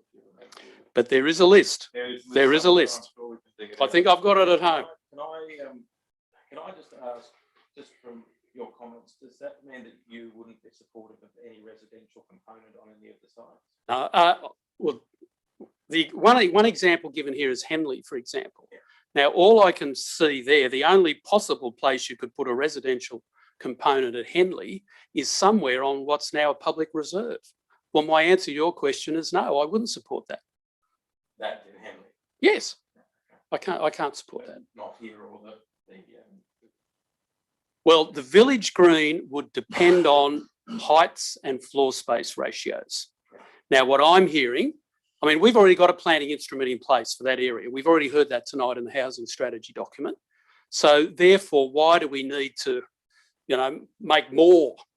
The only way I can see all of this being funded is to actually provide more incentives for developers, in other words, greater heights and more concessionary floor space ratios for these things to happen. That's the piece that concerns me. I just can't see how it's going to be funded. Councillor Collins, you have a question? Yeah, given the importance of council's financial position, which I'm sure as former mayor you're aware that we have a backlog of millions and millions of dollars that we can't afford to do. How would you suggest that we deal with that, considering that this property strategy is aimed at trying to better utilise our assets? Do you think we should walk away from a property strategy, or is there something you'd like to see changed in it? I want to see more detail. I want to see I want to have a better understanding of the underlying, the assumptions that are underlying a lot of what's in this paper, because I think it's still a little bit too airy-fairy, shall we say. It needs more detail. I'd want to see more of a business case to help. We're trying to convince a whole community here about why we need this vision to be realised. And to me, there's still too many things unanswered in this document now for it to go out. I personally think it's going to cause more of a backlash if you send it out in its current form now than if it gets refined and some further workshopping and detail goes in it in order for it to move forward. Do you see the value of having overarching strategy that is broad? Yes. And then going into details of particular assets at that time? Yes, I do, but you don't want to set yourself up for a loss, would be my view. And at the moment, if this goes out as it is, I think you're setting yourself up for a loss.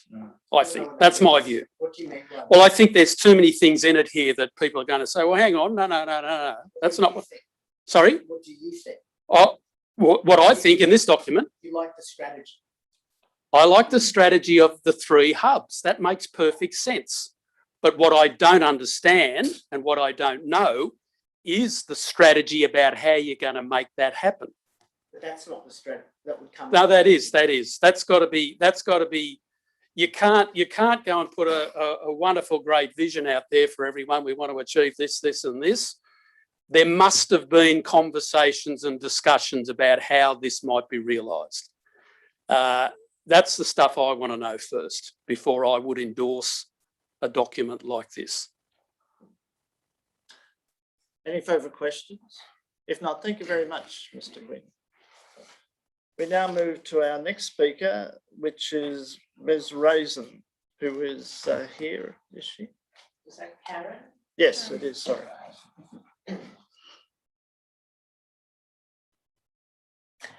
Thank you, Mayor and councillors, for giving me the opportunity to be heard.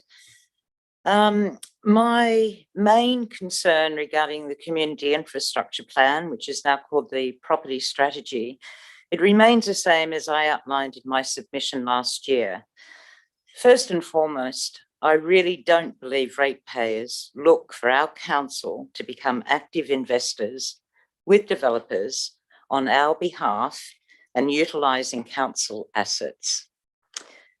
One really does wonder where, and listening to other speakers, where the case for such plans originated, and if council has indeed been approached by a developer with unsolicited marketing proposals, or indeed was the idea born and came to life within council. But there are just so many questions that I feel we, the public, have that deserve answers, and it's all in the detail. I note that when reading through the copious amounts of things last week on the agenda, and in other things that it said that the property strategy indicates that while council made a profit of 1.2 million last year, it now forecasts deficits will follow, but it didn't give any detail again and no rationale to tell us why that might be, and I think we need to know that. Another really big concern of mine is traffic congestion and parking around the Fig Tree Hub. I've lived in the area for 32 years. I've been a commuter to the city on buses. I've driven to Linfield every day for 10 years, and I currently work now over in the Wollstonecraft and Willoughby area. And I've got to tell you, traffic congestion, some mornings from Park Road to the lights down at Fig Tree can take me 20 minutes. And if there's an accident, it can take an hour.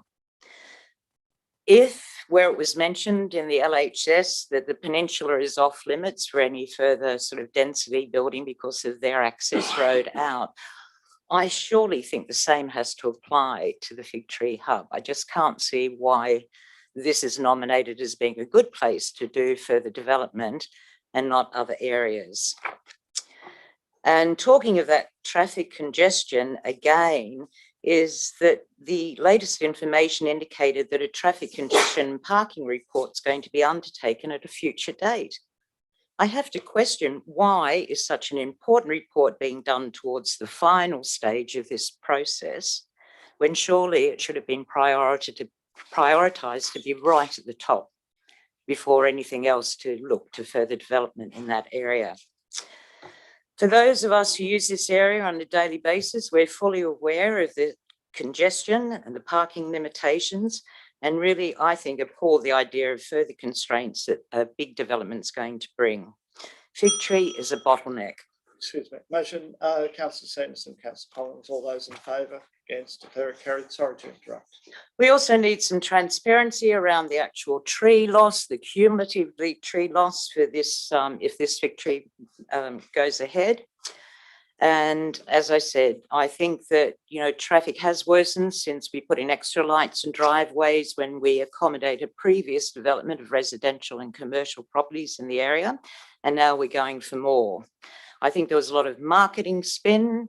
I think it was based on non-credible data projections for what will be a declining population in years to come. And I'd really like answers as to how this all came about. I believe the function of council is for the community, by the community.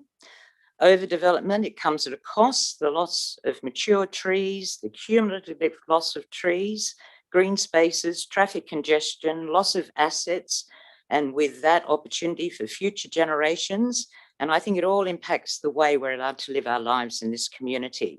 I want to live in something that's livable. I've lived here for 32 years. And with a council that is very transparent and one that I can trust. With no business model, no financial costings, you're asking us to trust in you in this process with very little concrete detail to date and without providing a strong case. We were just asked to imagine. Well, may I remind council about your statements in the Empower column, point 5.3 of the community engagement and on tonight's agenda. Public participation goal to place final decision-making in the hands of the public. Promise to the public, we will implement what you decide. I think you have to also live to your word. Thank you. Are there any questions? If not, thank you very much for your presentation this evening. Most appreciated. We now move to Dr. Robert Allen. Are you present? Thank you.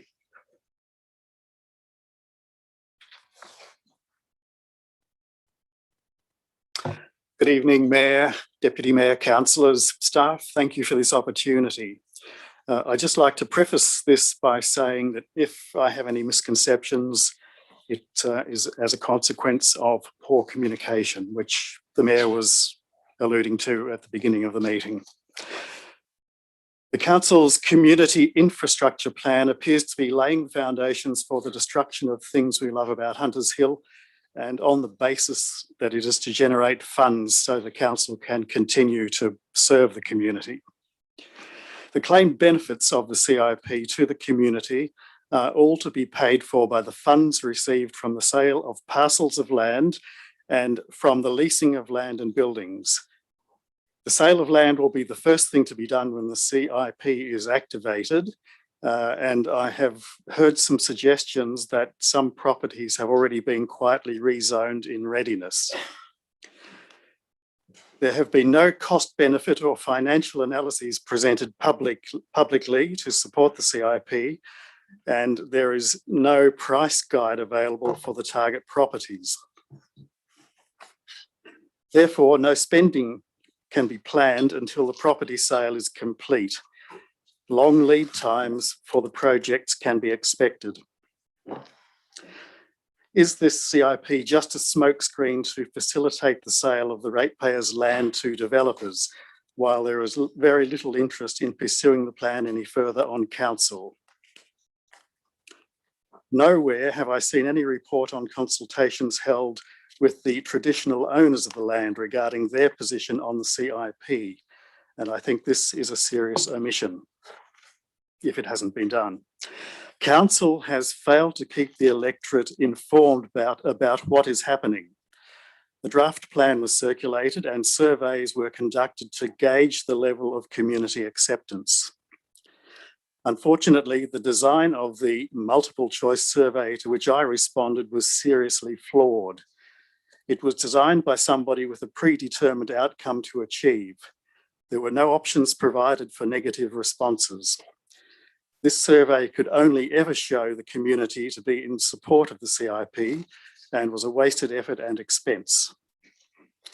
Consequently, there is a lot of suspicion in the community about what is actually going on. With the lack of progress updates from council, the complete absence of transparency and advice from the Property Advisory Committee, and multiple administrative errors preventing the PAC minutes from the previous 5 meetings being presented to council until this time last week, the ratepayers could be excused for suspecting that there is a hidden agenda at work here. The minutes of the PAC's March, about one paragraph to go. Yeah, Councillor Miles, Councillor Simpson. The minutes from the PAC's March 24 meeting make it clear that the sale of the community land is on the agenda. Where there is smoke, there is fire, and perhaps down the road we will need the firemen from the ICAC to come and deal with it. Council must conduct a plebiscite to determine the community's level of support for the CIP proposals and confirm that the traditional owners have no objections.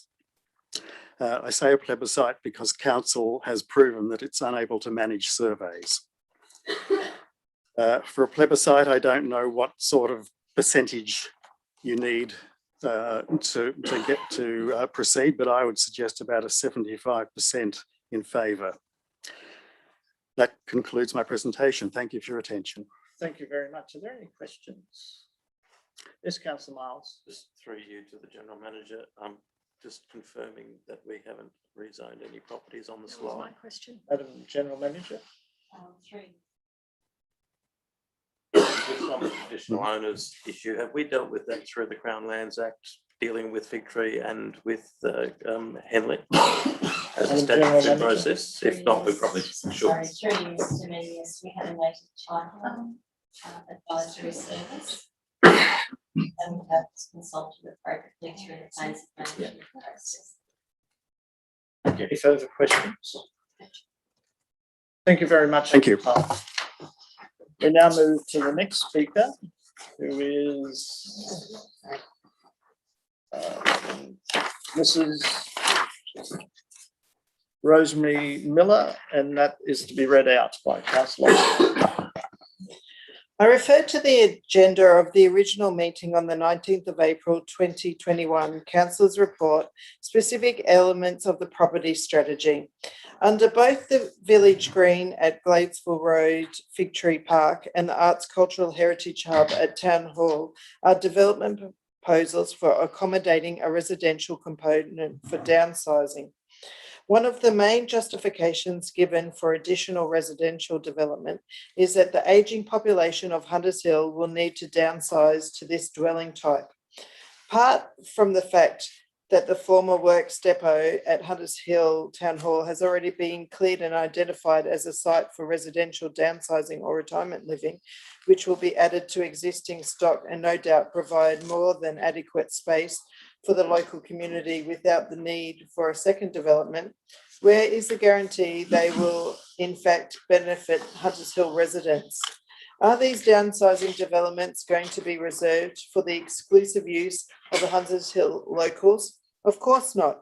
They will be sold to all comers. In addition, the current government focus is to provide home care packages to ensure people stay in their homes. So what makes you think that independent and generally financially secure Hunters Hill residents will be lining up to move out of their family homes? Developments of this nature will only provide a considerable windfall to developers and are not done for the benefit of the community they are meant to serve. Thank you.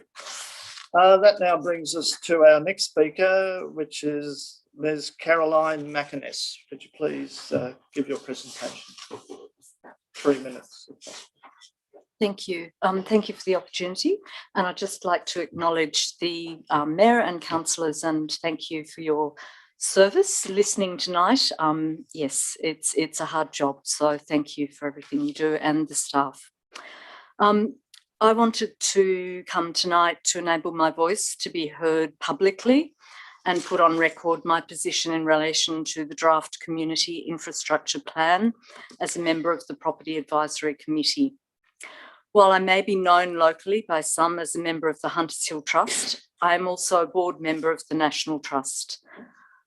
I have a strong track record of delivering community programs, projects and policy for the benefit of the greater community, and I was excited to be given the opportunity to contribute my expertise and time to this important committee of council.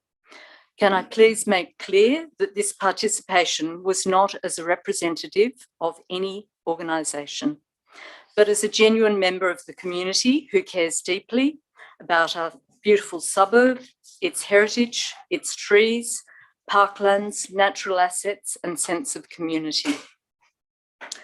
I was inspired to speak tonight by the voice of Reverend Michael Armstrong, who spoke last week and shone a light on the community perspective of the process to date. He spoke of the community's desire to be truly engaged and have their voices heard, to ensure the very best outcomes for this once-in-a-generation opportunity. With broad and open consultation going forward, it will be possible to understand all of our community assets and how best our council can support the best outcomes for everyone, to preserve the treasured and unique character of our municipality and deliver not just for council sustainability, but for the other important groups struggling to preserve their assets. There are many existing assets across our municipality, and there are also many community groups that need places to gather, to learn, to play sport or other activities, to relax, to worship, and just be. I'm here tonight to say my view is the process needs to be more open, that the council should have consulted much earlier and the processes should have been better. Members of the Property Advisory Committee all signed confidentiality agreements. This meant that I could not inform the Trust Committee or their membership of what was being planned. I could not engage with the community about the details of what I was being shown. I joined the Property Advisory Committee to contribute my expertise.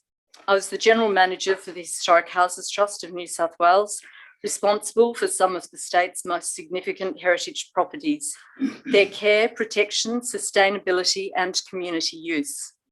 I have Motion to extend Councillor Sanderson and McLaughlin. All those in favour? Against? Carried unanimously. Sorry for the interruption. Thank you. I have experience in precinct planning and was a member of Treasury's expert panel for review of business cases for capital planning. More recently, I was responsible for and privileged to lead the state significant project to extend the Anzac Memorial in Hyde Park as the legacy for the centenary of Anzac. I was also a Director of Business Assurance, responsible for audit and risk to deliver government best practice in relation to governance and probity. I have been involved in wonderful projects that have preserved heritage and delivered new facilities in a sustainable way. But I have also seen too many examples of infrastructure being built that is not sustainable, erodes sense of place, does not deliver the benefits hoped for, and becomes a financial burden. In relation to the recommendation put to the Council for item 4.3.1, I encourage all councillors here tonight to note and receive the report, but to not adopt the property strategy as final. It should remain as draft for consultation. Now is the time to do genuine consultation. Council must ensure that there is a robust case for the proposals with real options analysis and sustainability. It is essential that the community agrees with the direction these plans are taking. Thank you. Are there any questions? Yes, Councillor Miles. The inference being when we talk about the confidentiality agreement, you're not inferring that that was the wrong thing to do when you're dealing with sensitive information of financial information. Are you suggesting that the members of the committee should be able to share any information with? No, Councillor Miles, I'm absolutely in favour where confidentiality is important. As a public servant, I'm well aware of that. I think the failing has been that we should have come up with early options and ideas and put them to the community. The confidentiality has been around sale of portions of land. And I don't want to go into detail because, you know, I have raised concerns about some of the processes and recording of meetings and so forth. I chose not to raise that. I am absolutely in favour of reinvesting in our communities, of doing sustainable developments, no problem there. But I want to see it done right, and I want the options to be done properly. There are different ways of doing option analysis, and I haven't seen that we've really done it the way it should be done. Are there any further questions? Councillor Miles. You have a problem with the makeup of the property committee, the members that are in the property committee? I think there's fantastic expertise on the committee. I acknowledge my colleague, Damien. I think he asked some questions early in the process that were very good. And he brings fantastic knowledge of property development and number crunching that I have experience at a government level. So I appreciate the way that works. I think really the failing is to have developed options visibly that the community could respond to. So, you know, I think that we went down a long process of a direction without truly testing those ideas and coming up with option analysis. And I've done a lot of this in government, and I know there's a good way to do it, and I would just encourage council to pause and to ensure that we go to proper consultation with the community. What does that look like for you? I think it looks like broad communication. You know, the Hunters Hill Trust did engage with its membership. It did generate a survey. It was very specific. It used only the information in the community infrastructure plan. It put that information as questions to the community. When you talk about surveys, I agree with previous comments that the survey the council put out was not really allowing people to respond negatively. It was just pointing people in a direction. So I think the way you engage your community to get honest and robust feedback, I always work to garner everyone's views. So, you know, I can have a debate with Damien. That's good. But, you know, you want everyone to come forward with their best ideas and then come up with the best solution, not just push a direction with something. So you disagree with the broad strokes and then going into specific proposals for each of the hubs as a general concept? I actually agree with Mayor Quinn. I think everyone here tonight's made really good, former Mayor Quinn, I should say, made some really good comments. I think it's got some detail, but it's got a lot of detail that's concerning to people. So I did not break my confidentiality. People are just concerned with what they saw in that document. I think we owe it to the community. This is so important. We do have lots of little halls, you know, are we using them all appropriately? Do we need to build another big piece of infrastructure, which then becomes a burden into the future? I've seen so many things built that then you've got to keep funding the recurrent funding to, you know, maintain those things. So building a bigger scale is not necessarily the right answer. There are ways to do these things. I loved the conversation about adaptive reuse of the Gladesville hospital site. There is so much accommodation there, you know, that could be some kind of housing for people. Some of those buildings would convert beautifully into some new apartment style. I think some of our mansions, I love the fact that Hunters Hill in the last battle, the 60s and 70s, the big sandstone mansions were actually converted into multiple dwellings. They preserved the garden space around Hunters Hill by doing that. So there are lots of solutions that the community will come up with. And I just encourage us, I don't want to stop the process. I appreciate all of the time that has gone into this. I just genuinely want to see the very best outcomes. I don't want to see a sense of place eroded. I want to iteratively, you know, build on that.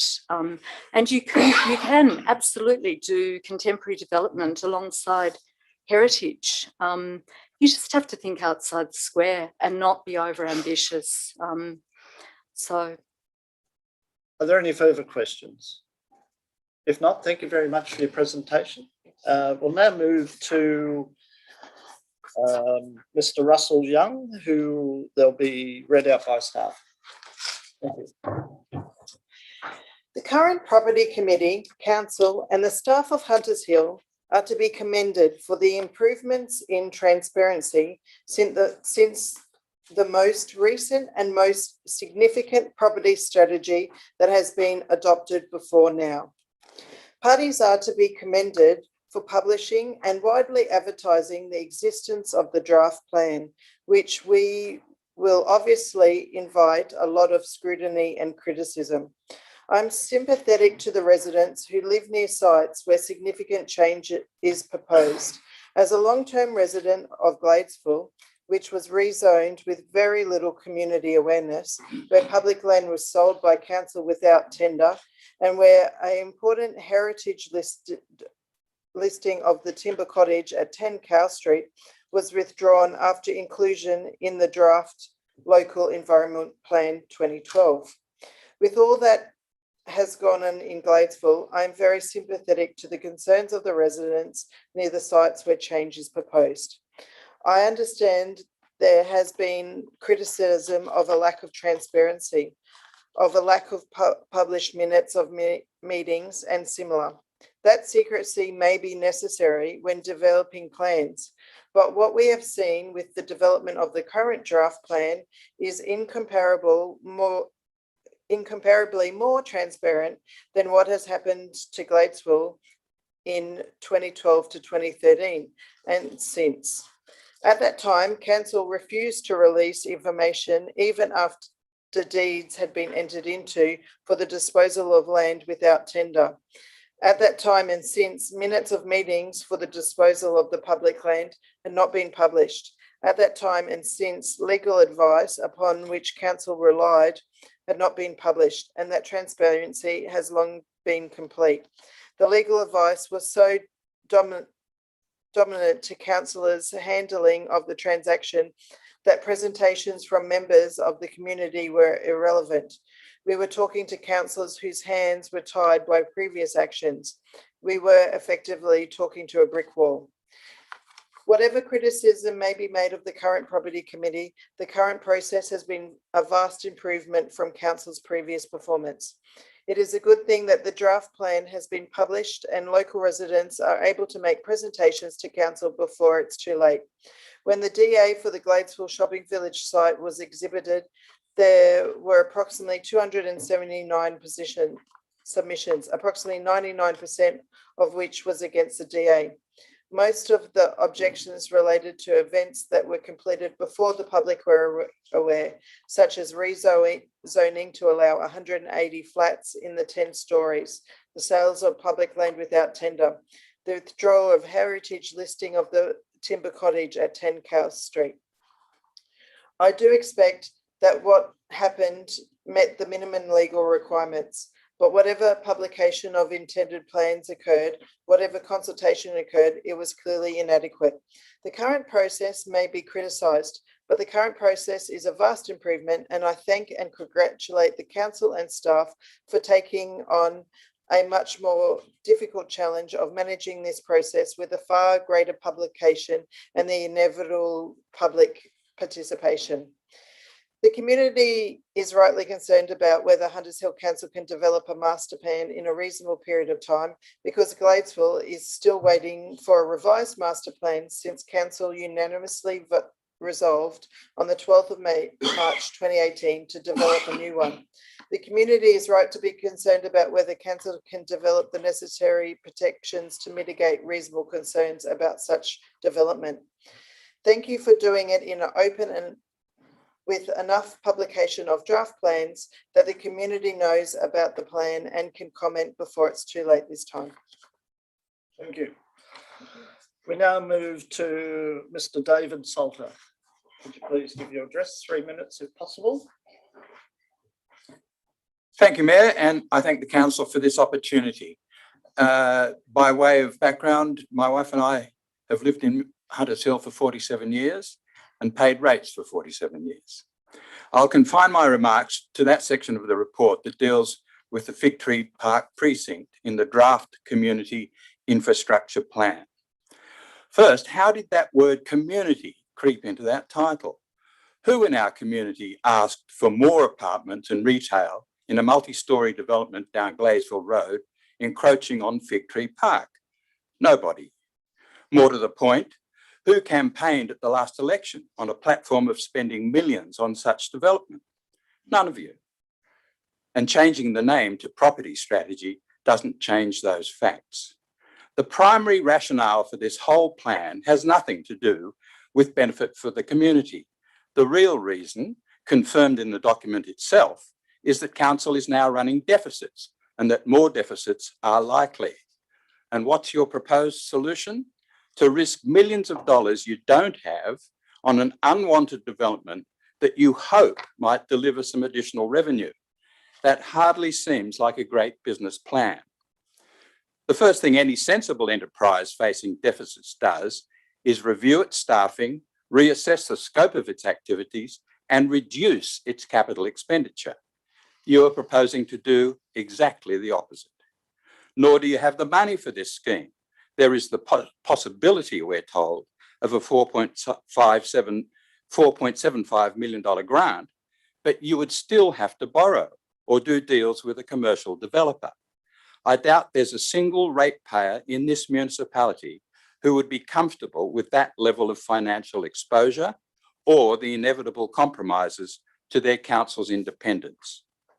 The report preamble makes the claim that, and I quote, it provides the outcome of the community consultation process undertaken as part of the exhibition of the community infrastructure plan, end quote. That is just misleading. Whatever consultation there might have been did not produce any outcomes. In fact, the resident community of the area has overwhelmingly voiced its rejection of the plan for Fig Tree Park and Gladesville Road. Yet nowhere is that concerted opposition acknowledged in this report to council. As for the so-called exhibition, it was all words. Those 50-odd pages contain not a single site plan or indicative drawing for the development.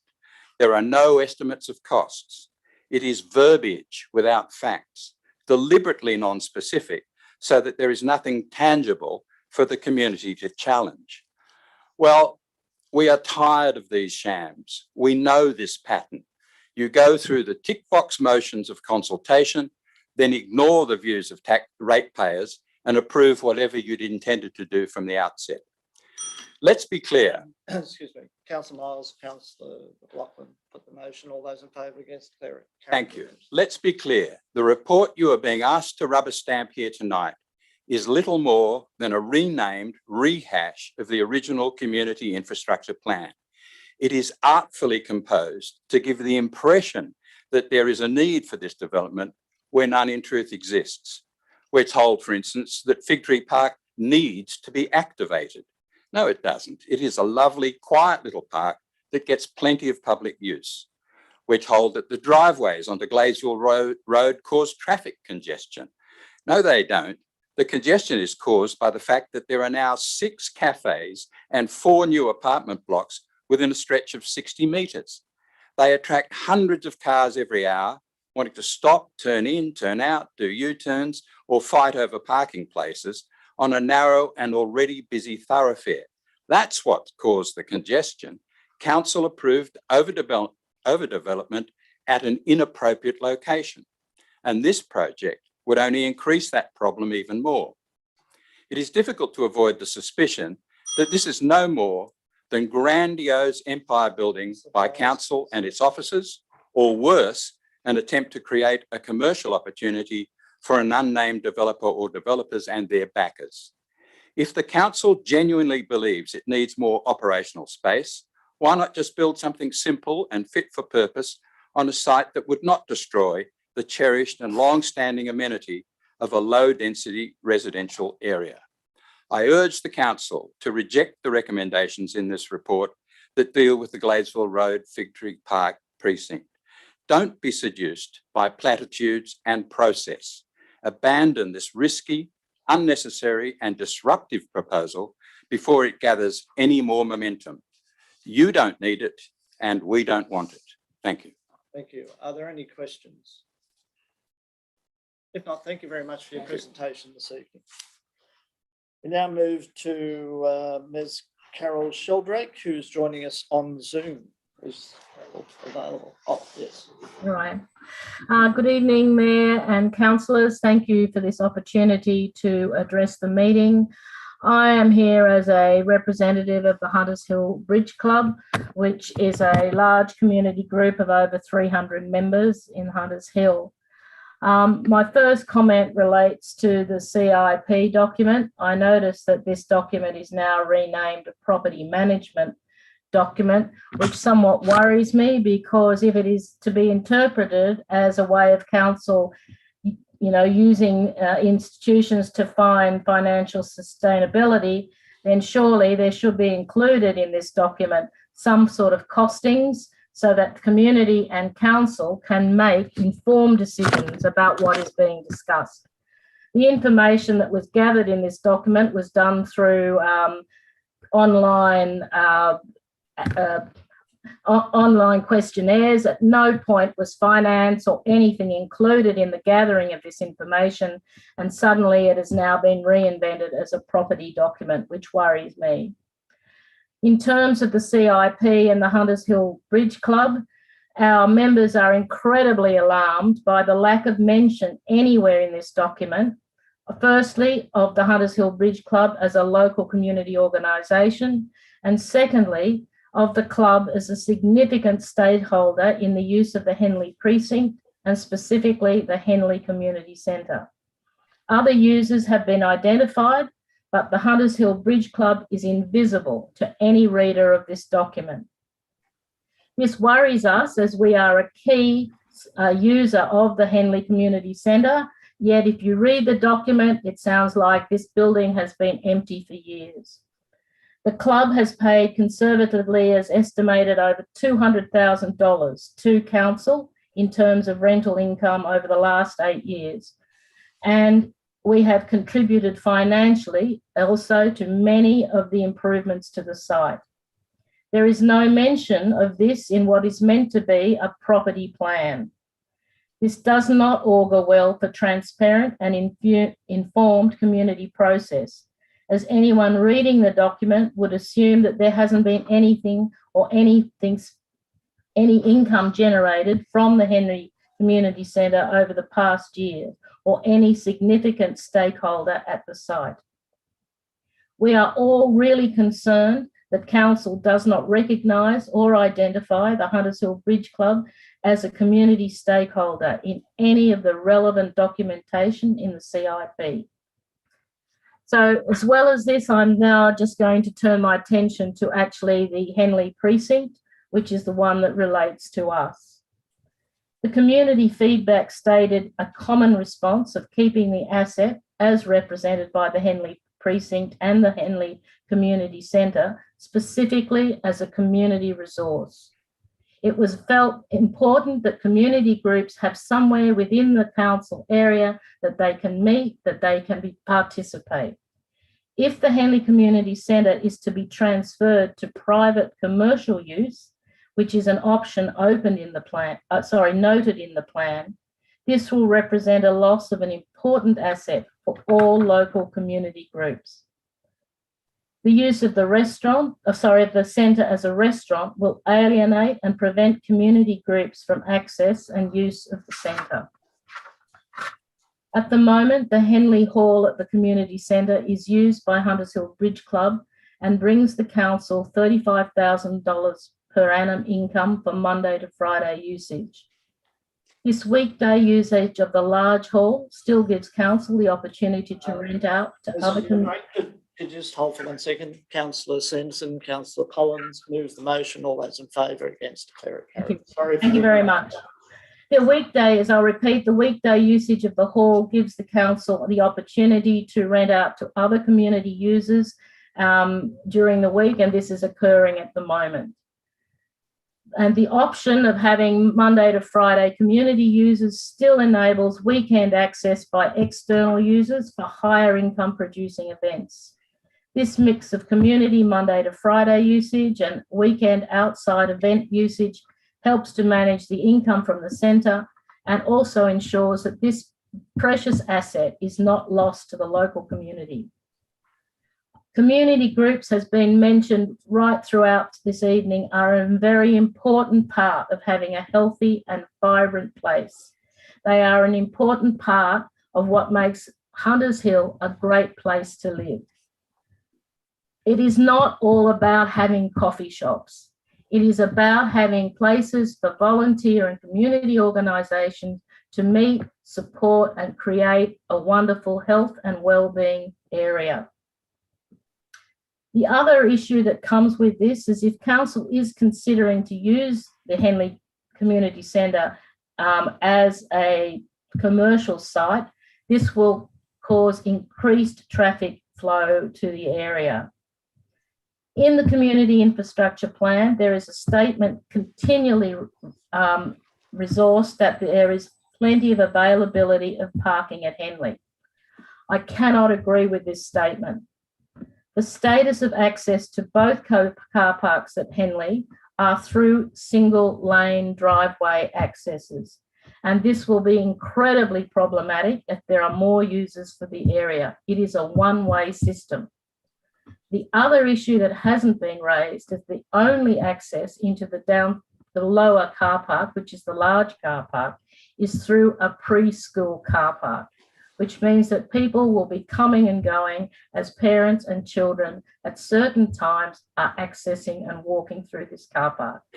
I do not think this is a feasible option.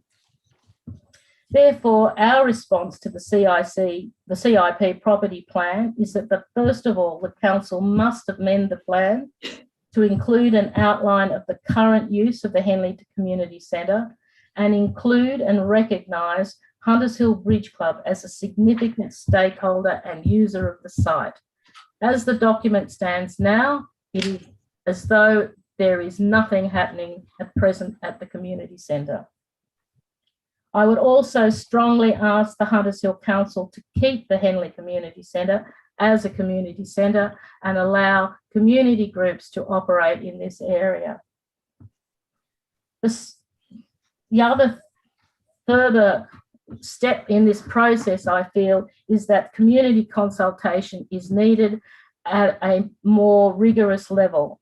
The consultation that created this document was purely through online questionnaires as has been pointed out by other users, this was a little bit fraught and biased in its collection of data.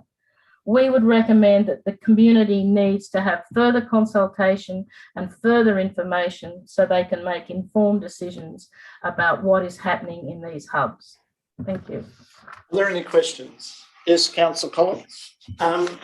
Yes, so Ms. Shodrick, I understand that the Bridge Club, I can see it's not mentioned in here. And I can certainly understand how that would concern you. Would you, I mean, how, if we were to sort of add that in as a sort of bridge club facilities, to maintain bridge club facilities, and specifically outline the bridge club within this document and their importance to the precinct, would that allay your concerns with the document? I think what all our members have raised with me is the fact that we are invisible in this document. We have been part of Hunters Hill and part of the council revenue process for over 50 years, and we have not been mentioned at all in the document. Lots of other stakeholders are. We have been a tenant at, as you know, as we have spoken about, at the Henley Community Centre for over 10 years. Yet this document makes it sound like nothing's happening there. So it must be part of the document. The use by us of that at other community groups of the Henley Community Centre must be included in the document, and we must be recognised as a stakeholder of the area. Any further questions?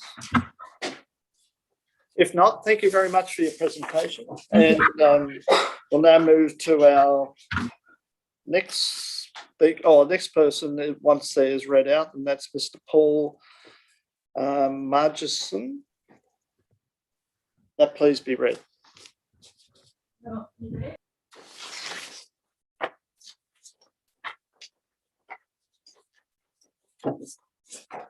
I have been a member of the Hunters Hill Croquet Club, one of only 15 Sydney clubs, for 8 years. Croquet is a social game that originated in the mid-19th century, as did Hunters Hill. Although it can be fiercely competitive, our club nurtures newcomers and benefits from its central location. Of course, the lawn requires careful upkeep, but the cost of this is covered by the members. Unlike most other sports, croquet calls for skill rather than brawn and allows people of all ages, male and female, of all physiques, to play together. Croquet serves the Hunters Hill community well. The current location was originally a bowling club, while being fenced to protect the surface. The croquet lawn contributes to the relaxed green atmosphere of Fig Tree Park. It would be a loss to its surroundings to lose it, and I urge council retain this precious resource.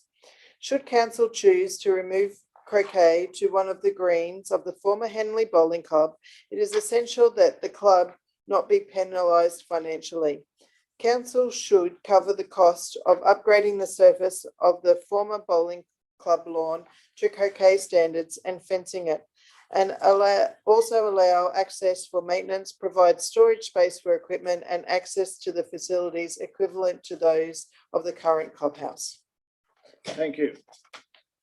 Our last speaker or presentation is Ian Clark, and that will also be read out. No? Yeah, okay, sorry, I missed one. Ken Stall.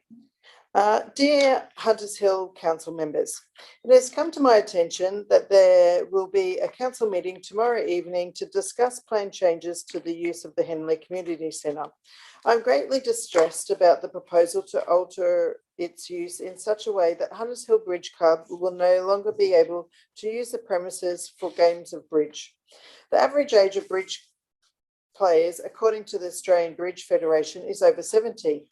I particularly emphasise the well-being brought to the elder members of the community by social interaction and brain stimulus for 3 hours, 2 or 3 times a week. There are great benefits of such interaction in deferring the oncome of dementia and Alzheimer's. For many people, it is the only outing a week they have. Otherwise, they just sit at home aimlessly watching television and asking themselves if there's any point to carrying on living. Many of are widowed and have no children, so their opportunity for excursions are few and far between. Many no longer drive and rely on others to take them to and from bridge. We want to encourage our geriatrics in the community activity rather than abandoning them to a life of solitude. I am 85 and play bridge at Henley Community 2 to 3 times a week. Yours sincerely, Ken Store. Thank you. And this now brings us to the last presentation, which is by Ian Clark. To the Honourable Mayor and Councillors, with regards to the draft Community Infrastructure Plan, I have found the whole process that has produced this draft plan to be deeply flawed. The composition of the community has too many conflicted interests to be representatives of the community of Hunters Hill. The idea that the committee can meet for so long and go into such detail without producing any minutes due to an oversight is completely against open and transparent government. The residents were asked to respond to a plan which should have been submitted to a meeting open to all. Questions that need to be addressed and explanations sought would have been avoided the confusion and outrage that is apparent to the community. Too much of our community is being changed so that commercial needs will trump the community needs. For instance, there is a proposal to transfer the Henley Community Centre to private commercial interests to be used as a restaurant. The centre is currently being used by the Bridge Club Monday to Friday for significant annual rent. There is no mention of the Bridge Club as key stakeholders in the community centre, despite a number of submissions at this point. I call upon Council and the community to defer the draft SIP. There needs to be a public meeting open to which questions the community on what they want to use our community assets. Thank you very much. Now, that concludes our presentations this evening. Sorry, just a question from the presentation. A bit hard to be answered, I suppose, unless it's of the staff. It's to the general Okay. manager. Thank you. Mr. Mayor. Is there a proposal on the table for a restaurant to lease the Henley Bowling Club? Madam Apart General from- Manager. Mr. Mayor, no. Thank you, just checking. Okay, Councillor Sampson. Yes, Mr. Mayor, I think I'll move an alternate motion if I could. Yes, you certainly may. The alternate motion I propose is that the report be received and noted. 2, that consideration by Council of the Community Infrastructure Plan to be reconfigured as a property strategy be deferred until A, amendment to correct errors, unsupported assertions and inappropriate language, amendment to recognise the current and ongoing use of community facilities by all community groups, amendment to include Council's ultimate decision regarding the upgrade of Gladesville Reserve playing field, D, amendment to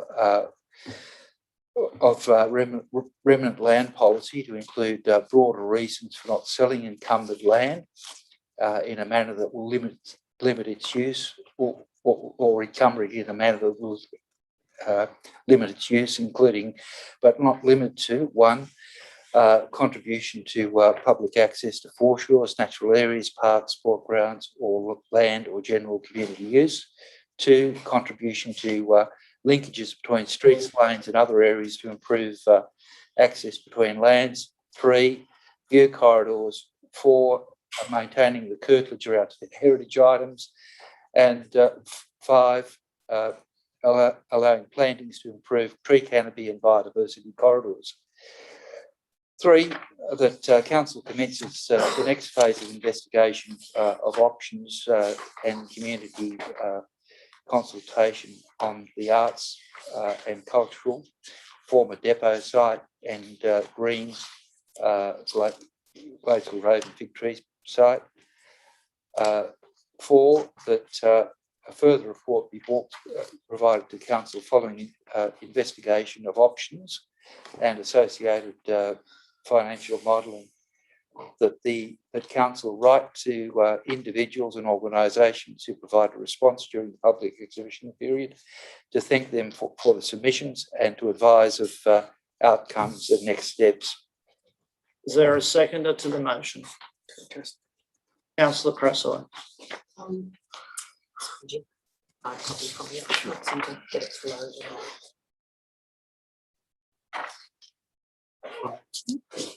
Councillor Croquet, if you seconded the motion. Yes, I did. Oh, thanks. thank you. I just I saw it on email earlier and I Yeah, can't no, load that's it fine. once Take a read out. moment to go through. Yes, you're right. No, I did. I just Yeah, couldn't okay. load it on my screen. Okay, so that's fine. thank you. Yep, no worries. Councillor Sanderson, you wish to speak to your motion? Thank you, Mr. Mayor. I realise that Councillor McLaughlin also has an alternate motion. So I don't think we've covered exactly the same ground, but I'm very happy to accept amendments from Councillor McLaughlin should she wish to include any. Just to make this more comprehensive. Look, I share a lot of the concerns that have been expressed tonight about the consultation process. It's a broad scheme, ideas that have got merit, but our problem is we haven't engaged the community from the outset. That was a very significant mistake. I think where we go from here, we need to be engaging. We need to be taking into consideration of the current community uses and the point that Ms. Sheldrake made very well, which is why I've included amendment to recognise current and ongoing use of community facilities by all community groups.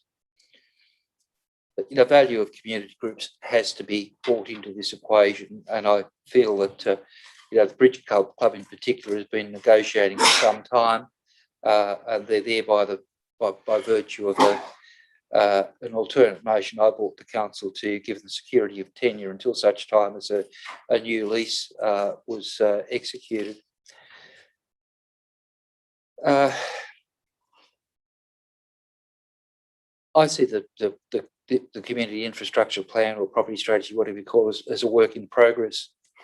And I think it's important that we do include some of these amendments.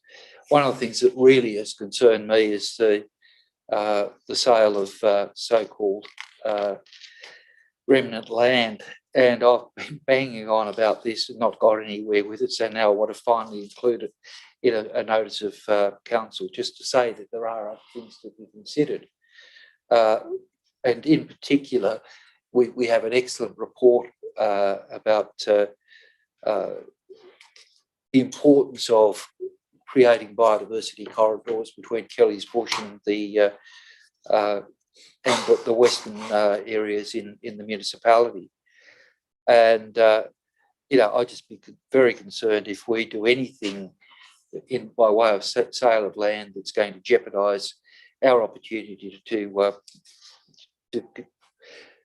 continue to plant trees for our canopy trees, and also plantings that will support the biodiversity corridors.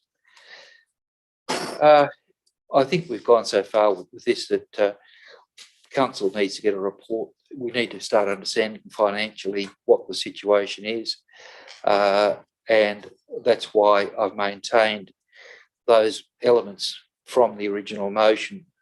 But I have amended the wording a little to ensure that it does include consultation, as well as providing more information about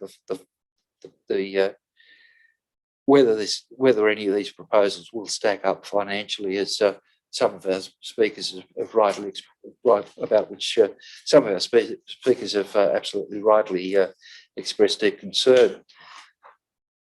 I will leave by speaking on the matter there. I expect I'll be receiving some amendments from Councillor McLaughlin, which I'll gladly consider. Is there any further debate? Yes, Councillor Collins. Look, I'll sort of speak against the amendment, the suggested motion. I'll speak to the property strategy. It's the motion. It's not a suggested motion. It is the motion. I've looked at Councillor McLaughlin's proposed motion. I generally don't have an issue with it. So I just want to speak to property strategy in general. Look, it's largely come from the financial situation that we're in. Councillor Sanderson just said we need to understand what the financial situation is just then, and the situation is dire. So we have projected deficits for the next 10 years. We have absolutely no strategy to get out of that except for this. Now, I'm probably more understanding of the financial situation of this council than anybody, perhaps even on staff. I've been looking at this for 4 years, and it is, if we continue to do what we are doing for the next 10 years, we will not be viable. That is my professional opinion, and I'm professional enough to be able to give that. So this is about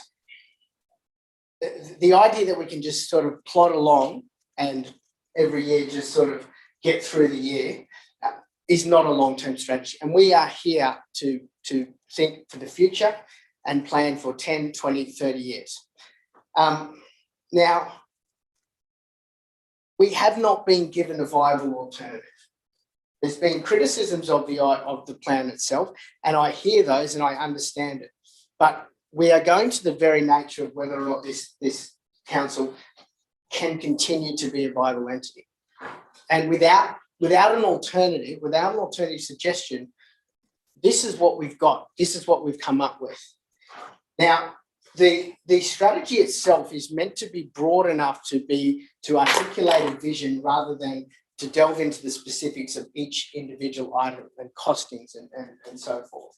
This is about 3 hubs, which seems to have a genuine general acceptance from the community, although members of the community have different ideas about what those hubs should entail and what would be involved in those. So once we have the strategy in place and then we delve into the details of each of those, that's when we have those conversations about what's going to be there, what's going to move there, how tall it will be, how long it will be, all those things. This is not the time to delve into the detail of every individual item within the council's property portfolio. This is the time to have a very broad vision, which has been lacking in this council for too long.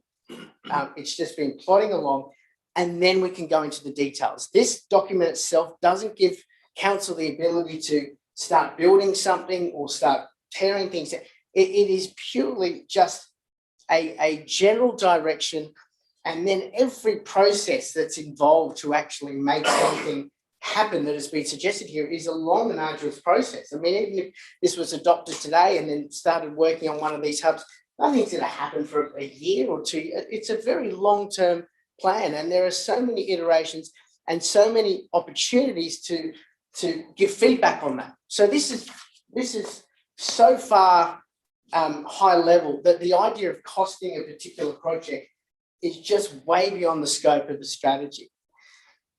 So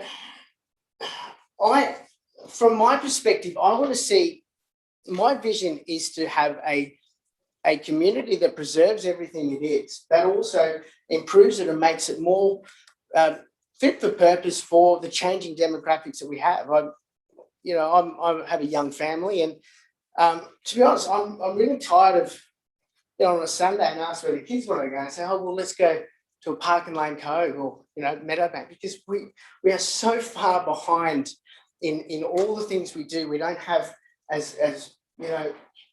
the great open spaces. We don't have the hubs. I mean, you look at something like the Canopy, it's just a great place to go. There's a park, you go for ice cream. There are opportunities for us to cater for young families that have really been neglected by a lack of strategy and vision at this council for too many years. So I like the idea of enriching these places, not tearing them down, not changing them, just making them better and more amenable to the changing demographics in this community. Now, I just want to say to the Bridge Club that I think that they are one of the most important groups in the community. When I drop my kids off, I see them all during the week. Lots of people playing bridge. It's fantastic, but I can't imagine why anyone would not support the Bridge Club. And I would be in fact, I will even suggest amending this report. Not that I think that the Bridge Club was left off deliberately. I think it's an oversight, and I can understand the Bridge Club's concern that they're not particularly mentioned. So I might just, if I can just make a couple of suggestions to Councillor Sanderson in his motion.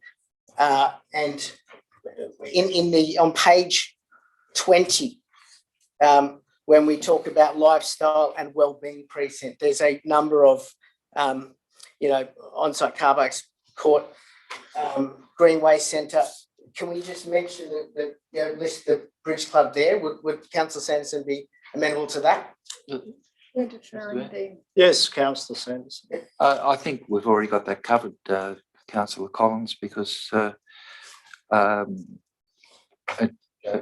of my motion, I say amendment to recognise the current and ongoing use of community facilities by all community groups.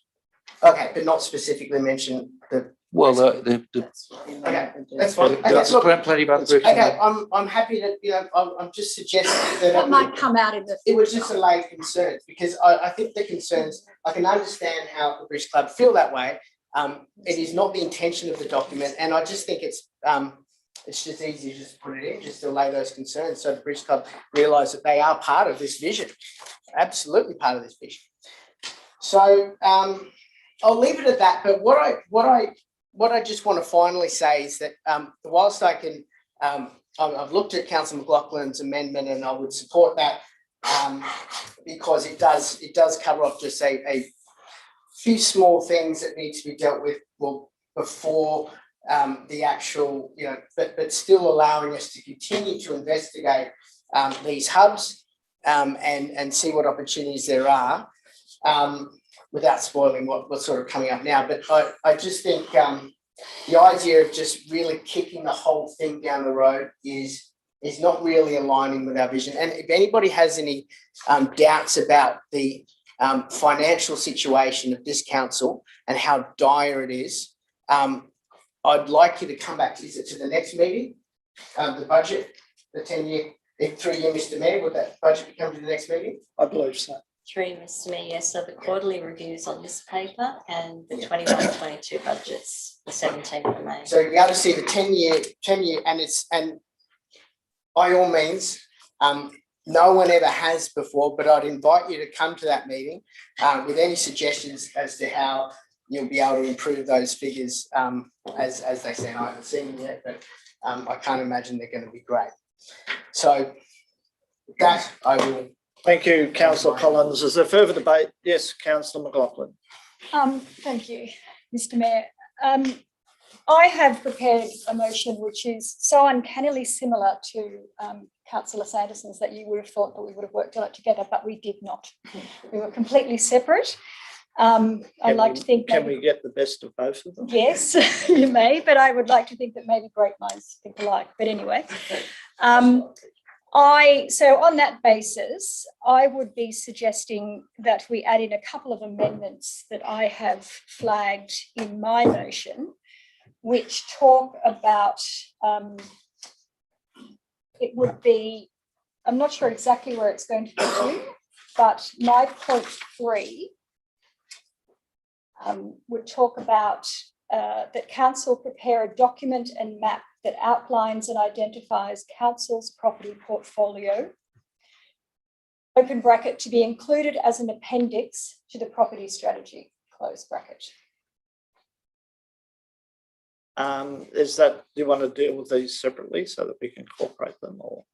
Would you be willing to accept that amendment? Well, I would suggest that we insert a new 3 in mine, and that be included. Yes, so that's accepted as Thank you. being incorporated. And that council prepare a policy to guide any possible sale and set of principles for the assessment of remnant land, and that include a flow chart of the proposed process, including how community consultation would take place, and seek appropriate legal advice in relation to protections under zoning, easements and covenants. Now, I know that Councillor Sanderson has spoken about remnant lands in his motion, but I think it's very important that we have a policy and a set of principles and a flow chart that takes us through how we deal with that process. So that's very clear to the community how we're going to approach that if and when that does take place. Is there a seconder to that? Councillor Miles, do you wish to incorporate that, Councillor Sanderson? Well, if we can get some clarity around how that's going to be done, I would suggest that that would be inserted in 2D, which is where I've dealt with it, so we can possibly merge those two together. Yeah, I think we might need to get I'll spend some time on some wording around that, but specifically, I think it's important that we get some really basic flowcharts in place about how we deal with those sales.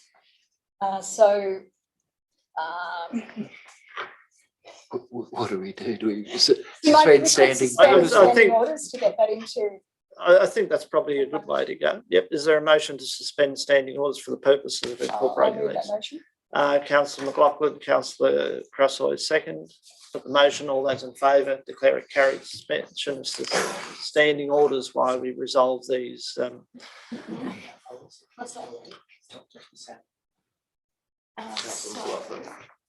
support your motion as it's written. I won't support as a dot point D. Insert that bit in front of my D through to about there. Just do your motion. More concise. It's just getting clumsy. There, down to there. Separate that one out. That make that a E and red number. Do we actually think that this point, all of this in point D, is going to eventually be covered by any new draft that comes back to us? It's covered in the process anyway. That's all meant to happen. Came out of the last meeting. But I mean, I'm not a trick. I think what we should do is, as I say, we make that, insert that at my point D. Go on to my wording. Separate.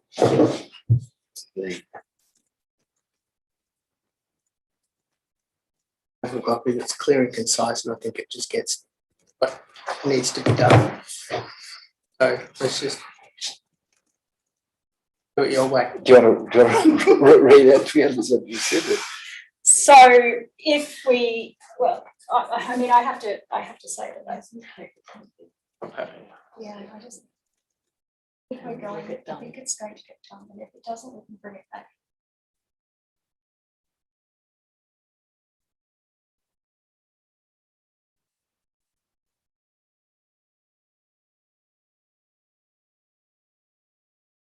So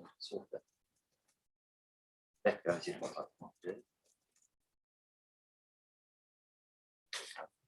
I don't know whether this evening we've got too much time to wordsmith this.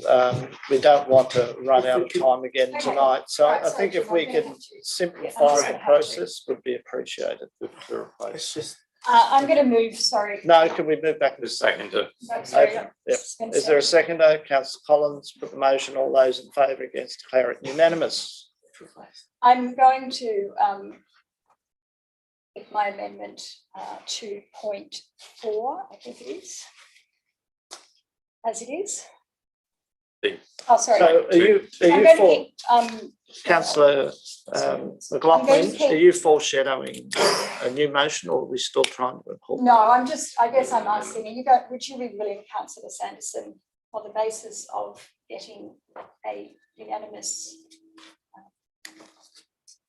approval tonight, that we leave point D as I have written it, that council prepare a document and that council prepare a policy to guide any sale. Okay, so what we're back into discussion around the floor. I think we need to stick. We're now back into. I'm just asking if Councillor Sanderson is willing to accept yes, that. Councillor Sanderson, are you willing to accept that? If I understand what is proposed, and that is that we delete my 2D and insert Councillor McLaughlin's, I think it's what, 3B? That's right. Look. And yes, we've already got A in that. Okay, in the interest of keeping it going, I'll accept that. I appreciate that, Councillor Sanderson. I think So that's now part of the motion. So yes. Any further points? Can I speak to those amendments? You certainly may. Thank yes. you. So at point 4, I think it needs to be made fairly clear that both Councillor Sanderson and I both say that we are going to commence with detailed investigations for an arts and cultural hub, and we are going to commence detailed investigations for a village green. And I think to the point that Councillor Collins made, they are the two areas where I think there is they are very important hubs, but I think that is where we will have assistance with our financial viability. So I think that both of those are essential to this council moving forward, and investigations into those are essential. And if they don't come off, then so be it. I think it's essential that we take those to the next step. Just in relation to the property strategy in general, and the reasons why I'm accepting Councillor Sanderson's amendments tonight. It was always my firm view that we took this property strategy out to the community as soon as possible, and I'm pleased to see that after 18 months we finally have some committee minutes, and as Councillor Collins likes to say, sunlight is the best disinfectant. And we have now seen the way that the property strategy has developed this, or the property committee has developed this strategy. So I'm glad that that has become transparent. But I do feel that the draft in its current form hasn't addressed these very important details that will just take it to the next level, that we can take it back to the community and hopefully get some clarification around what we were envisaging when we put those particular references to community facilities, to Henley, to remnant lands. And I think that's very, very important to move forward. The other point that I would make is that I've kept Henley out of this motion because, to me, Henley is an organic process that is going to take time. And I'm very cognizant of the fact that we have tenants in Henley at the moment. And I'm very cognizant of the fact that we have quite a good setup down there. So I think that anything we do in Henley will happen naturally rather than through a very strategic plan at this point. Again, I'll just point out that the two hubs that I have pulled out, I think are going to sustain this council long term. And so therefore I want to see some more detail about what can happen there and how that can be explored more fully. So on that basis, I would commend Councillor Sanderson's motion to the council. And thank you for it. Is there further discussion? Yes, Councillor Miles. Thank you, Mr. Mayor. Obviously, having been involved with the property strategy and the committee from the get-go, don't want to defer it. I'm glad that this motion carries on, particularly Victory Park and this property. What Councillor Collins highlighted is and was the basis for the forming of this committee, and I past councils grappled with the same problem, is that every year we deliver a give or take $500,000 operational deficit. Now that surplus last year was came about by a one-time payment that happens every 20 or so years. We can't run an organisation like this. I have been hammering on for a very long time about the property portfolio of this council and that it is not performing the best that it can for our community. Remnant lands is something that I am particularly interested in taking a look at, because from time to time through my 9 years on council and Justine's 9 years on council and Richard's long time on council, we have done that. We have looked at remnant lands and we have sold parcels of land, and there has not been a process to do that. It was done hodgepodge as people approached and they said, I've got a strip of land next to my property. Can we look at buying it from council? And, you know, we went through the process and it happened. This structures the way that we look at the disposals of pieces of public land, and it assesses for us whether or not we believe that that's deriving a community benefit, or whether the benefit is gained by the community by having the income. And in a lot of cases, the income is better served in either operations or delivering on commitments of council, because our reliance on rates in this council is unhealthy. It means that when we get into financial trouble, our only mechanism for assisting the organisation is to bump up rates. We saw that with the last rates increase, 12% in one hit. There are no other financial levers for us at the moment because of the unhealthy reliance that we have on our rate base to deal with the year-on-year operational deficit that is, as Councillor Collins said, projected for the next 10 years and beyond, because we haven't looked at things like this in enough detail. So I welcome that we're going to move forward with those two precincts. I agree with some of the sentiments that Richard put forward about listing more of the property portfolio, because there are those other parcels like Fairland Hall, like the property across from Fairland Hall, that need to be assessed, and they need to formulate part of this plan. But for the substantive work that's been done in this strategy, and for moving forward into more detailed design and testing and feedback with the community, absolutely we need to do that. We need to do that fairly quickly, because not only are we able to deliver on a strategy here, but we're going to be given assistance by the state government potentially in the form of a grant that helps to activate those public spaces. That precinct, particularly in Fig Tree, where I live 200 metres from that park. I grew up in the area. I think as a kid I would have gone into that park a couple of times when I wandered across to get a Slurpee at the Shell station. That's not a well utilised park. It's not well utilised by young families. There are some Tai Chi classes there and various other things, but it is cut up by the existing built form of those houses along Gladesville Road. There are drastic improvements that can be formulated out of this strategy that will allow council not only to deliver a good financial outcome, but it builds better spaces.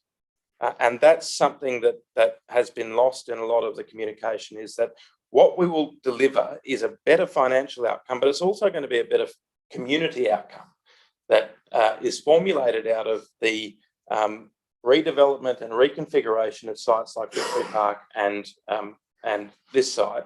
And I look forward to those being articulated more, because I think that the community will come along with us, because we will be providing those things which we don't at the moment. And young families is a big part of that.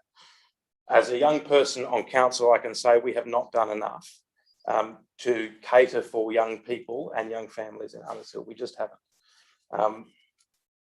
We inevitably do end up going to Top Right or Lane Cove or areas outside of Hunters Hill to do things that we should be able to do here. So I commend the strategy. I'm not in favour of it being delayed, but I do look forward to moving into the next stage, because I think that this is a really exciting process that we're going to enter into. I mean, last term of council, we opened a toilet lock. This strategy delivers on public infrastructure to the tune of what has not been seen in Hunters Hill since this hall was built in the 80s, and then before that. The only other significant piece of community infrastructure that I can think of that's been built in the last 20 years in council is the childcare centre at Henley. So this is a really significant document for this council. It has the capacity to deliver really good financial and community outcomes, and I look forward to it doing just that as we progress it forward. Is there any further? Councillor Cresswell. Thanks, Mr. Mayor. I'll only speak briefly because everyone has spoken so articulately before me, but as I was on the Property Advisory Committee, I feel like I should speak, and thank you, Councillor Sanderson and Councillor McLaughlin, for your wisdom as always in coming up with something that will hopefully satisfy the community's thirst for assurance that this won't be rattling along, and it is just a strategy, and it won't necessarily be delivering certain things yet, because the next step, of course, is to engage with our community, and we don't have to ask them to come along with us, we have to go along with them. So I'm looking forward to that next stage of consultation. I think it's critical. Councillor Collins suggests that this strategy is here with no viable alternative, and that's a pity, and hopefully that's what options will bring when we're out there in the community and they're saying what they want their parks and spaces to look like. I note that we do have gelateria has opened up in the Hunters Hill Village, so won't it be nice, Councillor Collins, when you can go to Fig Tree Park and get an ice cream right here in Hunters Hill. It's a beautiful suburb. I don't tend to leave it very often. So I am really looking forward to being on this journey and listening to what our community is saying. They've been calling me for weeks now with their concerns and fears. And as someone said to me this morning, you're giving a green light to this. And I said that I actually felt more like we were giving some sunlight to it. So it's interesting that everyone's talking about light at the moment, because now it's moving to the stage where the community do get to sink their teeth into it and tell us how they want these places to look, with the full understanding of their financial opportunity it will provide for them, because it is for the community that this financial opportunity is to retain the independence of their council, to be able to keep functioning as a viable, fit council. So congratulations to the consultants and the team involved in bringing this to us. It's been a really long process. My personal opinion is it should have been out there over a year ago, but hopefully now we can keep moving it along this and get some good results in the next few years. So I think everybody's spoken now, so it's my turn, and I have a slightly different perspective on what's been talked about around the table here today. Councillor Collins can have his opinion, but council has been briefed by its financial people, and there are other strategies council can adopt. The thing that concerns me at the moment is that we're talking about financial windfalls here, but we're not talking about any structure or any way of achieving that. And I have always been concerned about the fact that there's been a code of silence around the Property Advisory Committee. And I think we heard last week from what Councillor Miles said, that the vast majority of people on the Property Committee are from the development sector. And to me, if we're going to hand this process over to the Property Committee, then we will only get advice about development. So I have real concerns about that. And if you look in the minutes that have now been provided, and a few of us councillors were excluded from the Property Committee, but if you look on one of the minutes here, it says reports 3.1, discussions with Scott Carver and architects regarding Gladesville Road, Fig Tree and administrative, provide an overview of various options and redevelopment of So council, I assume, it does have options before it. And I just don't understand why those options aren't available to the community so they can be informed about what this mythical process is going to be to provide buckets of money for our community. Mr. Mayor, point of clarification, are you suggesting that council has options to develop Fig Tree Park? Well, I'm sorry, the Property Committee minutes indicate that there's been consultants and they've provided options to council. That's here in the report. So, Mr. Mayor, are you asking for some clarification on that from the General Manager? Or are you No, I'm not asking assuming... for any clarification. I'm just making the observation that we seem to have, through the Property Committee, gone to options, and I just don't understand why those options aren't available in this discussion. I don't believe there are options. Well, I don't know, but that's what I'm reading in the Property Committee Mr. report. Mayor, can I just, for clarity's sake, through you to the General Manager, ask, are there options on the table for the development of Fig Tree Park? Madam General Manager. Actually, in response to what one of the speakers raised. test the viability, initial viability. There are no designs, and that will come from the master planning process. At the last property advisory committee meeting, which I think well, just the process, phasing, and the following strategy would come master planning. After master planning would come development application subject to the gateway process, and all of that would go through a consultation process. Tonight, it would have been good to have been out in the community. We're in the middle of COVID, and we're trying to continue employed and continue. I would have loved to have been out there 12 months ago, but unfortunately can I Mr. continue? Mayor, question? Yes. To the General Manager. All the members of the Property Committee are locals, are they not? General Manager. through you, Mr. Mayor, every representative Property Advisory Committee was the LI process. This evening. One exception to that is Mr. O'Toole, Sean O'Toole, by this council to done so because of his extensive experience in both the public sector, local government, state government, and national government. Thank you. That alone some of your fears, Mr. Mayor. No, Sorry, lastly, just yes, to clarify, Councillor Cresswell. which members of the Property Advisory Committee are not developers or associated with? Are you, Mr. Mayor? Yes, certainly, Madam General Manager. Three. On that committee that has a variety of different backgrounds. So there are people heritage, we've heard, is the public sector. Valuers, we have Chamber of Commerce that have been involved in a whole range of different skills. Supplementary to that, we have worked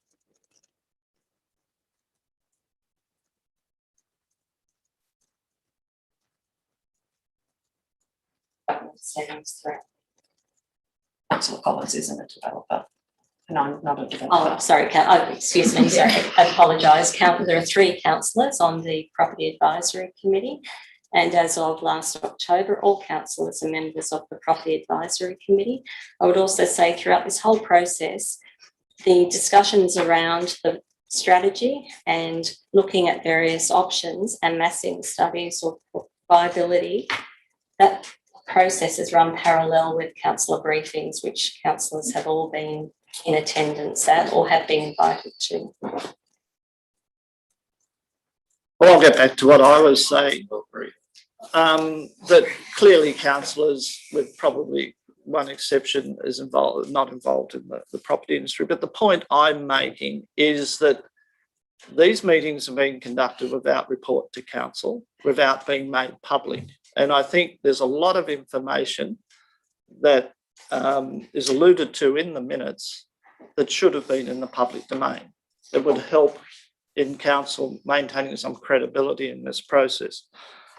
So I think that we need to be moving down the path of being able to provide better information and clarity on what council's expectations are out of this process. We've heard a lot of comments tonight that we want to make money. That shouldn't be at expense of good community outcomes. And until we can actually articulate processes which you may make money out of this and the viability of those processes, then the community will be continuing to be sceptical about what council's doing. So I think, again, as with the local housing strategy, we have not approached the community in a way which they're prepared to accept the outcomes of our reports. And I think it's important that we have a break in this process to allow the incorporation of those comments made by the community, because at the moment, I don't see there being much difference to this report to what was actually put on public exhibition. And I appreciate the opportunity we'll have now by not adopting this report to go back and revisit some of those things. And I hope that we have some more formal consultation with our community.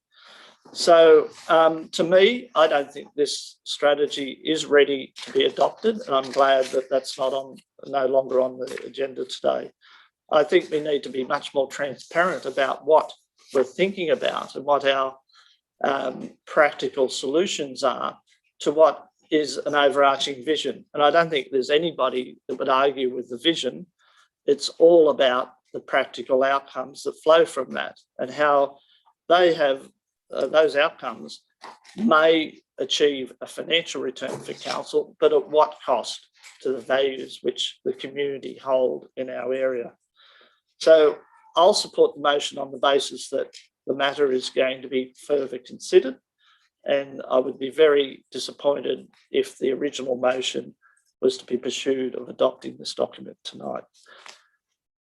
Councillor Sanderson, right reply. Thank you, Mr. Mayor. I share a lot of your concerns, and I do know that these minutes we've finally got. I think the minutes of the first meeting that we received, the first motion is that the minutes of the meeting of 14th the 8th 2019 be adopted, but we don't seem to have those minutes.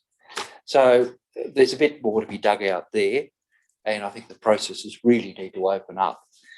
At the same time, the committee's done work.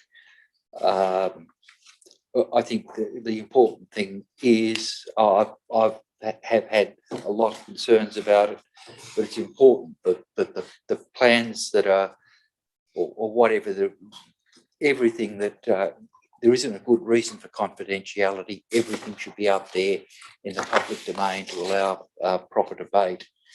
And this is why, compared to the recommendation, there are a number of subtle changes from what was recommended. So the investigation of options and community consultation, the original motion didn't speak about options, and it didn't specifically speak about community consultation. My hope is that we'll get some good amendments to the plan, or to the property strategy, if that's what it ends up being called, and that it'll be something that's more readable. And I mean, that's one of the problems I had. I mean, that's why I've been fairly harsh in the wording of part 2A of the motion, to amend to correct errors, unsupported assertions and inappropriate language, which I found a fair bit of. So I'm very happy to assist in identifying those so that those corrections can be made. But otherwise, the other thing I have great concern over is sale of remnant land. I agree there has to be a policy, but as I said before, I've been banging on about a number of issues there, and not many people seem to be listening. And I think that ultimately we need to get a first-class motion on that, and it can't be this narrow idea of it being limited to one or two reasons why we might retain the land for community values. And at the end of the day, I agree with the Mayor's view that at the end of the day, and I think that was by one of our committee members, Mr. Tobin, said, well, if you're doing a job just to make money, you're doing it for the wrong reasons. You've got to be doing it for your community. So whatever the outcome is, we've got to make sure that if the outcome is feasible financially and does all the other things, it's got to be for the community. It can't be for money. That closes debate. I'll now put the motion. All those in favour? Against? Carried, with Councillor Miles and Councillor Collins in opposition. We now move on in the agenda, and we have a series of notices of motion. Yes, Councillor. Is there any, just through you, Mr. Mayor, the General Manager, is there anything on tonight's agenda that is time It's a word, time sensitive, sensitive. requiring Yes, addressing. given that it's 9:20. I would think the last item, which is the confidential item, would be required to be resolved tonight. There's a series of matters that probably could be dealt with because they're receive and note. Councillor I'd like Collins. to move 3.1. I think we've got enough time to, and if it comes down to the committee whole, we can push that along. So I move 3.1, motion to reduce food waste in landfill. Is there a seconder? Councillor Miles, you wish to speak to your motion? Yeah, just briefly, Mayor. Look, this is a motion I brought to council a year ago with Councillor Miles, and it's in keeping with our sustainability goals. Now, basically, food waste contributes a lot, not only to our emissions, but also to our landfill costs. Now, in the net zero plan, stage 1 from the state government, I just want to outline a case study that's been mentioned here from Byron Shire Council.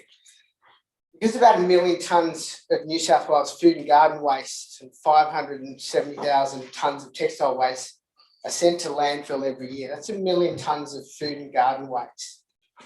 Now, in Byron Shire, where they introduced this kitchen caddy system where you can put your food scraps in there, about 5,000 tonnes of organic waste, or a third of curbside waste, is diverted from Byron Shire's landfill, saving ratepayers $180,000. Now, Byron Shire is about twice the size of Hunters Hill, so it could actually save us $90,000 and also reduce our emissions. The state government have identified it as the stage 1 action item to be taken in order to meet our 2030 first stage of our targets. So all that he's asking is for staff to come and bring back a report, see how we would incorporate this into our current waste system, and then, you know, once that report's come back and all the details, then we can have a proper discussion about them. But as it stands, it's quite innocuous, and I think it's I commend it. Is there any other speakers? Councillor Croquet. I'll speak for it, Mr. Mayor. Here we are. We have a sustainability action plan now, and we can put it in within some of the goals of the plan. Councillor Collins would know that we are already trying to work with some of our local cafes to develop more responsible cafe ownership and strategies there. So I think it's a really positive thing to kick off with our sustainability strategy. I'd just like to confirm through you, Mr. Mayor, that there's nothing with this, because it is just a report coming back at this stage. I'd just like to confirm that there's nothing with this that would contradict anything that we're doing with NESROC at the moment. General Manager, can you advise as to where this would fit into that? Mr. Mayor, we've been successful in an EPA grant and looking at trialling food organic with commercial premises. So it's certainly consistent with that, and definitely on the path of what we're looking at in terms of improving our sustainability. So council already has a grant to kind of look at doing something. Commercial, not residential. Yeah. Yeah. So I thought about residential. Well, I thought you mentioned commercial in here as well. So Right. Madam General Manager would like to say another word or two. Thank you. Mayor, the grant that the project we're participating in, which is supported by the grant, is focused on commercial premises. However, definitely can bring back a report on opportunities for Hunters Hill. Yeah, as well. Oh, that'd be great. And I'm sure the Sustainability Committee will look forward to hearing more about it at their first meeting in May. Thank you. Thank you. Any further discussion? Yes, Councillor. Only to say yes. In fact, we have the commercial aspect of it in our actions. It's in action, conduct a trial of food organics, and that's exactly what we talked about. We talked about and I've got a little note, because I did raise it for you, Councillor Collins, pitching caddies, when we had the working party. Let's do it. It is absolutely worth doing, which is why we talked about it. Of course, we've got the grant for the commercial side of it. It's on our action plan. It's meant to be finished by December. That's the trial. I think it was always the intention that if that worked, we would roll it out to domestic. But of course, you can't do everything at once. It was a difficult year last year. We got what we could, and absolutely, we want to see some FOGO in domestic. It's absolutely been part of our plan all along. Thank you. Right of reply. I don't think it's necessary, Mayor. Good. Put the motion. All those in favour? Against? Declare that unanimous. We move to the next item, which is 3.2. Councillor Collins. Another quick one, Mayor. It's just to review the pothole. I think after the storms, there's been a lot of potholes that have opened up, and I know council staff have been looking at that.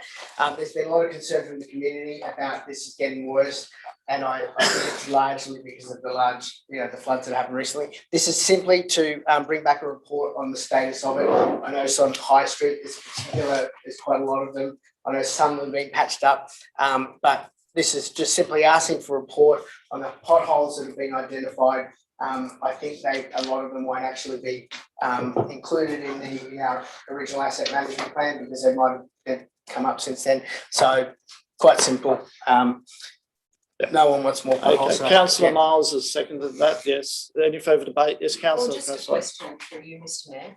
Does council have I know we have a comprehensive asset review mapping now, but do we have, I vaguely recall at a briefing we had not so long ago, there's a sort of outline of how we address our sudden road incidents like potholes opening up and levels of service. Do we have a strategy in place already around all these sudden new potholes?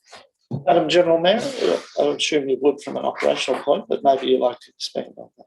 Through you, Mr. Mayor. So if there are potholes that are not unusual, and across the whole city, we've seen that following the rain event, people can ring and either report it over the phone to customer service, or they can fill out an online customer request system.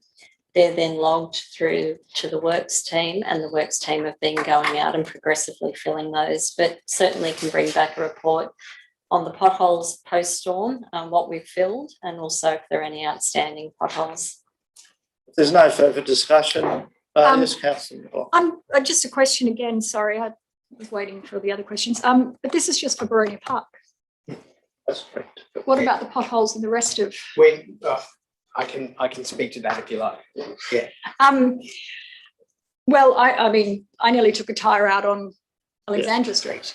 In the interest of time, the motion is here specifically Baronia Park. If we need to expand it, I suggest we bring another motion at the next council meeting. I think it's pretty operational. The staff will be easily able to identify and answer that, particularly in terms of what is being done and what they're proposing to do. So in the interest of time, you don't want no, look.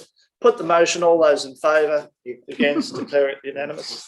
Yes, Councillor Miles. Move to extend the meeting further half hour. We're not at that stage yet, are we? Half past. It's 1:30, but we're not at 1:30. 11 o'clock is when. 9:25. 9:28. No, it's on.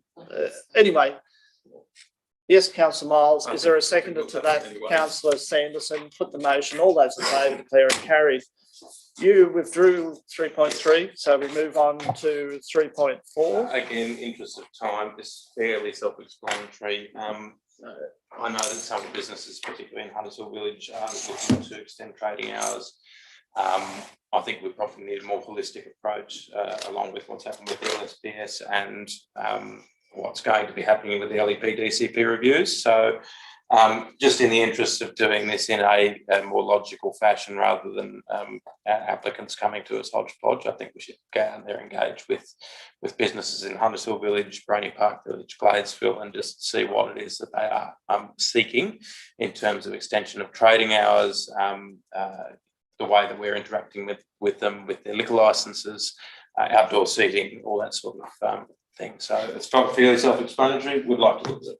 Yes, Councillor Collins has seconded the motion. Councillor Crassoy. And just a question through you, Mr Mayor. Liquor licensing, do we have any authority over how fast those applications are processed? Madam General Manager, could you answer, please? Through Mr Mayor. Licenses, but what we may be able to do is help businesses who are starting up, being able to understand the processes and how best to apply for those, and also the support available through Services New South Wales. Council may recall we entered into an MOU about 18 months ago with Services New South Wales. So there are things we can do around education and assistance, but no, we don't directly issue them. Yes, Councillor Crassoy.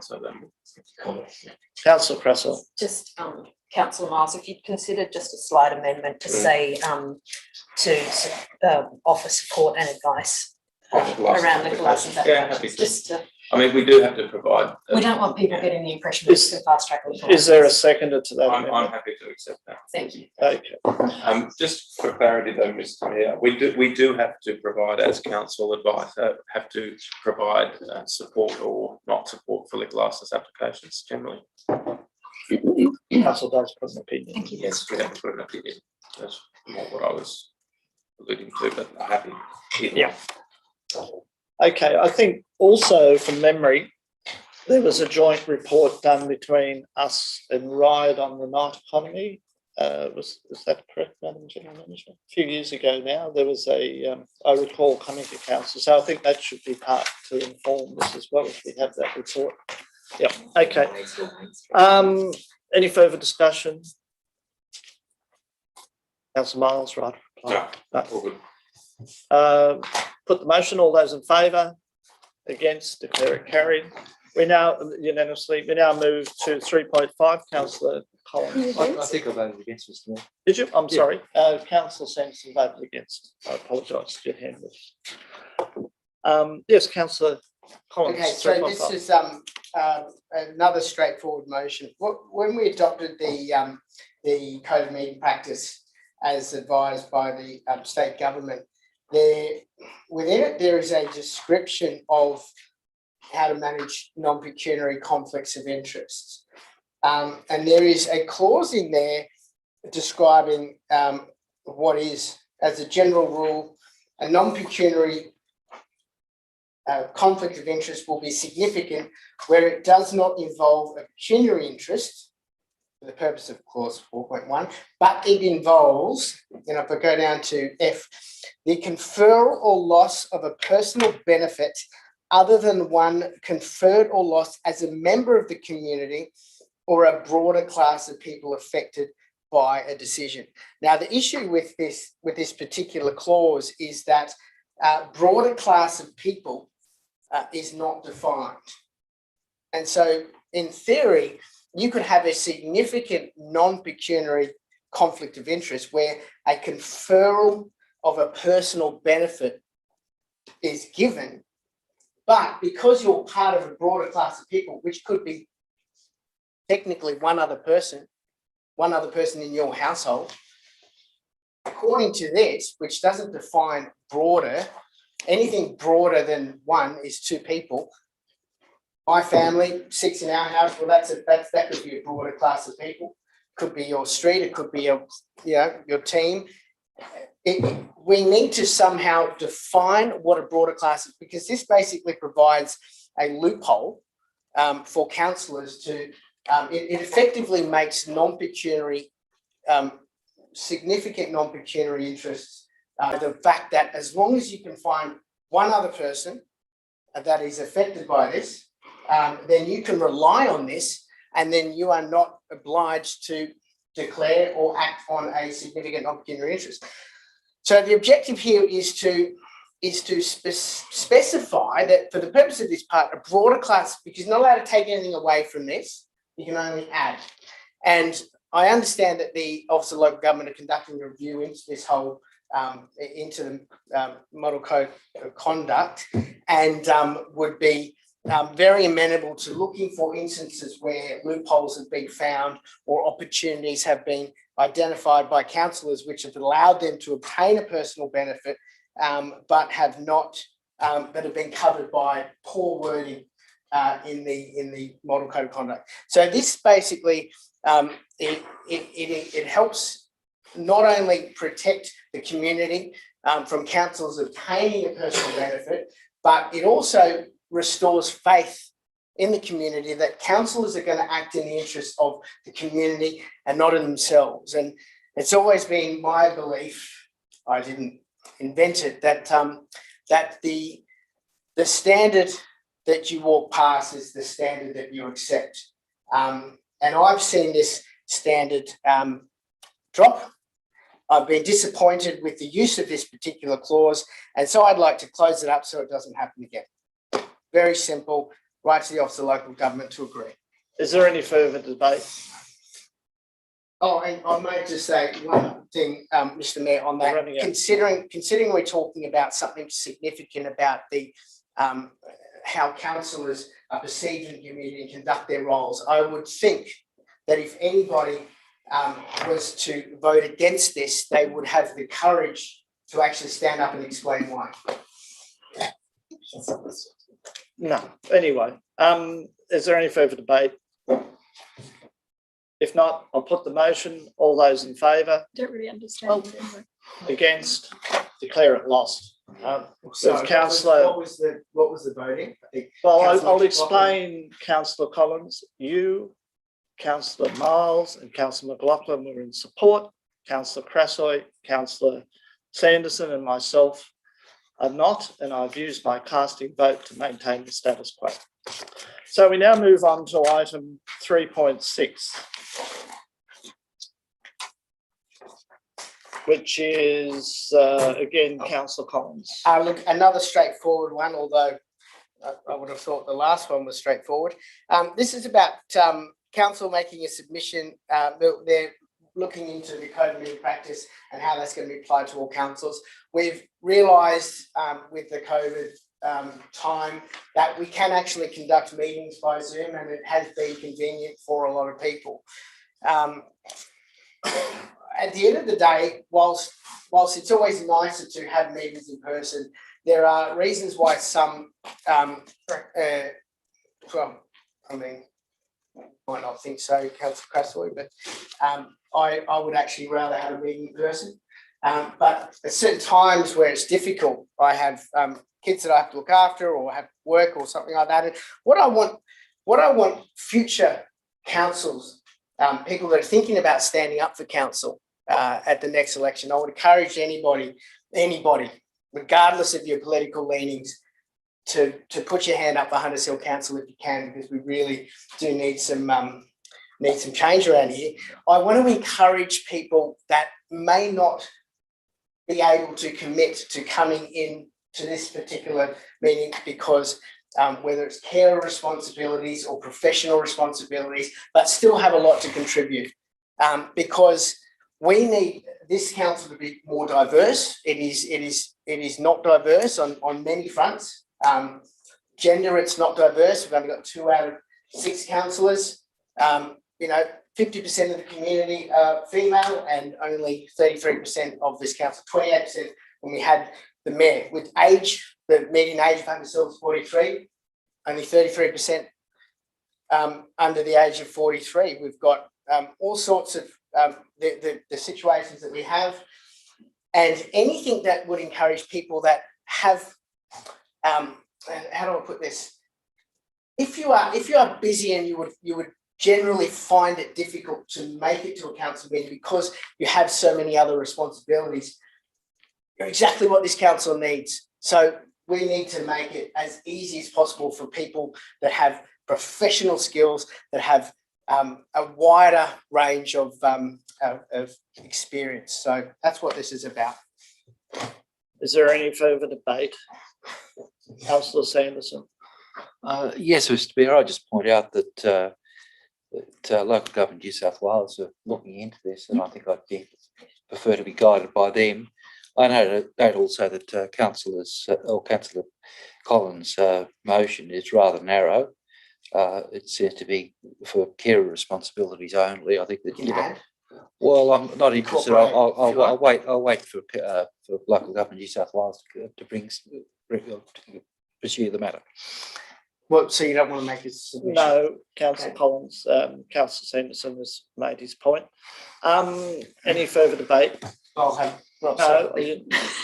Councillor McLaughlin. I'm supportive of making a submission to the Office of Local Government on this because I absolutely support the ability for all members of this community to be able to attend council meetings in lots of different ways. But I just make the point that I'm suggesting that in point A, we just stop at visual via audio visual link. Yeah. And take out carer responsibilities. Sure. You're moving an amendment? No, that's incorporated. I'm just- No, I'm asking, is that an amendment? Would you, No. yes, Yeah, okay. sorry, would you incorporate that into, other than that, Is there I'm further happy for that debate? submission to be made. I'll expand on Councillor Sanderson's comment. There is a review process underway in the Department of Local Government to look at a new way of structuring access to council meetings. I think we should wait until that is available. It is available if you want to read it online.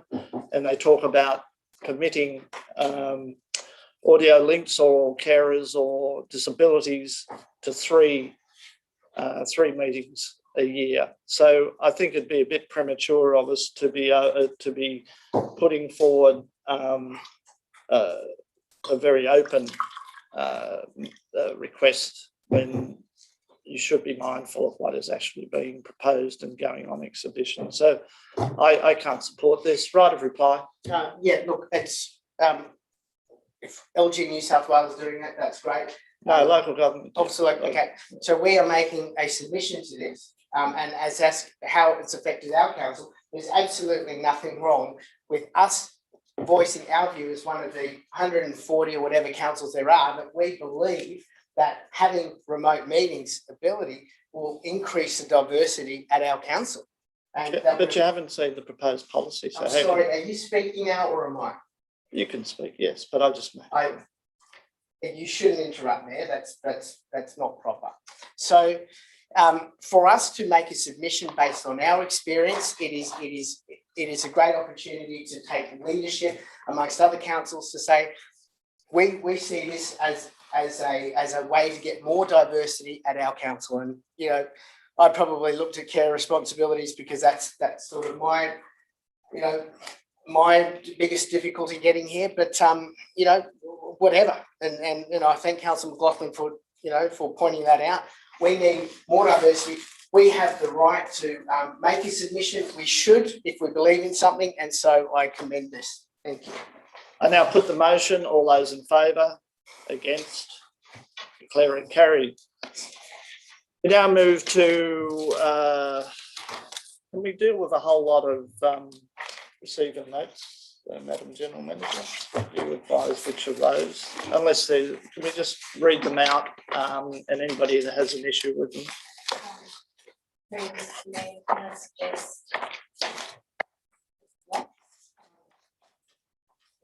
Also happy with 4.7, which is DAs determined by the GCU. 4.10, report on legal matters. 4.11, summary of investment. 4.12, DAs determined by the delegated authority. 4.14, minutes of the National Art Advisory Committee. 4.15, minutes of Bushland. I'd like to speak to that one. Okay, that's Councillor Sanderson wants to speak to that one. Yeah. Item 4.16, minutes of the Principals Forum. Item 4.18, minutes of the CAP meeting. 4.19, status of council resolutions. Is there a mover to receive and note those? Yep. Councillor McLaughlin, Councillor Collins, any debate? Put the motion, all those in favour, that's carried unanimously. So there was one item there that wasn't, is that correct? 4.15. Are we up to that now? No, we've got others. Yes, please continue. The next item. 4.5, which is review of the delivery plan for program end of March order. Is that a receiver note? Yes. Is council happy to Receive and note that. Councillor Miles. Councillor McLaughlin. Is there any debate? Put the motion to receive and note. All those in favour, declare that unanimous. Is there others? Madam General Manager. Item 4.6, quarterly budget review as at the 31st of March. And that's a receive and note. Move the motion. Councillor In Miles. the knowledge, I guess, that we will have the full budget coming to the next council meeting, so we can flesh that. Is there a seconder? Councillor Collins. Is there any debate? All those in favour, against, declare it carried. Madam General Manager, which is the next that. Item 4.9, which is the 2020-2021 business placemaking grant program, page 459. And Councillor Crassoy, Councillor Miles, seconder. Is there any discussion, Councillor Crassoy? Just very ever so quickly, because I'm Yes, so please. excited about it. It's such a great suggestion, and there are so many businesses in the community that want support with sustainability initiatives or more community building opportunities. I know up in the Hunters Hill Village, there are several businesses up there wanting to launch Street Feast again and get a lot more of their collaborative work going on. And so I'm hoping that some of them are going to work together with this. And just congratulations to the officer for putting the report together for council. And I would like to suggest, I don't think it's in the report, but that a councillor be on the review panel. I think that we saw that it just says it comes back to council recommendations, whereas normally with our sort of grants and things like that, at least the mayor or one of the councillors sits on the review panel. So I might suggest that that is an amendment, if I'm correct in how I read that, because I read it like 2 weeks ago when we first got this paper and haven't looked at it since. Yeah, so after number 2, to put in a number 3, that that a councillor or the mayor nominate the council nominate a councillor to sit on the grant review panel. Okay, so. And, oh, sorry, is there a seconder? That's right, there was Councillor McLaughlin, didn't you? No, it was me. No, Councillor Miles, do you agree with the changes, Councillor? Yes. Yep. May I make a suggestion? You may move That an all amendment. councillors, if they want to attend that. Yes, that's Okay. Equally good. Is that okay? Yeah, so. No further discussion? No. The motion, all those in favour, against, declare it carried. That concluded that range of business. Sanderson, the bush care. Yes. Yep, we're up to that item. Okay, I'll move the motion. Is there, I'll second it. Yep. Is there any discussion? Yes, Mr. Mayor. I mean, this was a meeting, Bushland Management Advisory Committee that you unfortunately were able to get to. It's still quite interesting. There are a couple of points that I think should be raised. One of the issues that keeps on coming up is the encroachment into Kelly's Bush, and this is mentioned in this report.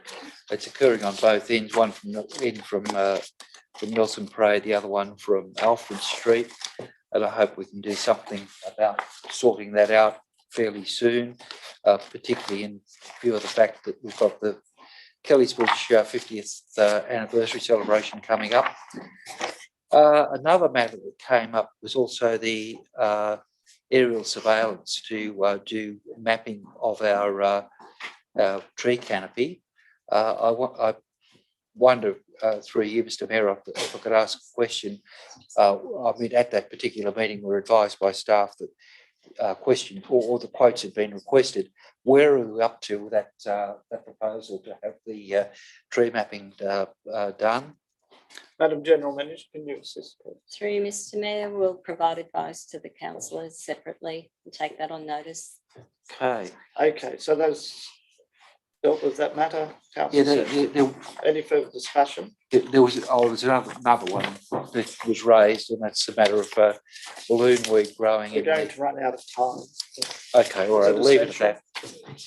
If not, Put the motion. All those in favour, against, declare it carried. Needs to go into committee. No.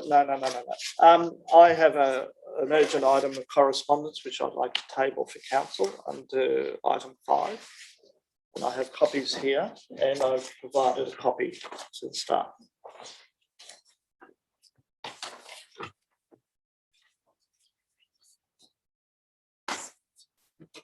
Mr Mayor, while you're passing those around, can I just mention in that business grants, because it was meant to come to council last week, the opening date was the following day, Tuesday, the 21st of April. I assume everything will just get bumped back a week. Thank you. Oh, thank you.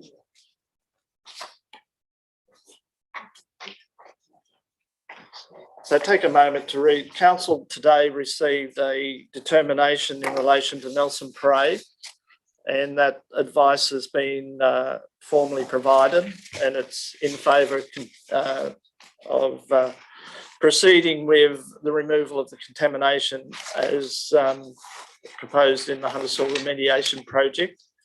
I think it's important this evening that because it's going to be some time before we meet at our next meeting, that we receive and note the determination that the Mayor write to the Honourable Stokes and Mr Roberts, our local member, thanking them for their support, and that Council acknowledge the large number of community members who contributed over the years to the successful outcome and the approval of removing the contaminated material from the Nelson Parade Hunters Hill site, particularly noting the leadership and outstanding contribution of Ms Clark, the Hunters Hill Citizen of the Year, and the Nelson Parade Action Group. Is there a seconder to that? Councillor Sanderson. I think it's self-explanatory. The letter is attached, the determination is attached. Can we put the motion? We Uh, have 10 minutes, otherwise we can't do this contract. Yes, well, if you don't mind, we have a mover and a seconder. Sorry? And I've already pointed out what I think the importance of it. So any further discussion? If not, I'll put the motion. All those in favour, against, declare it carried. We now move into committee of the whole. There's a mover, Councillor Collins. Is there a seconder? Councillor Miles. All those in favour, against, declare it unanimous. That means we close down our live feed and we'll come back at the conclusion of this part of the business paper.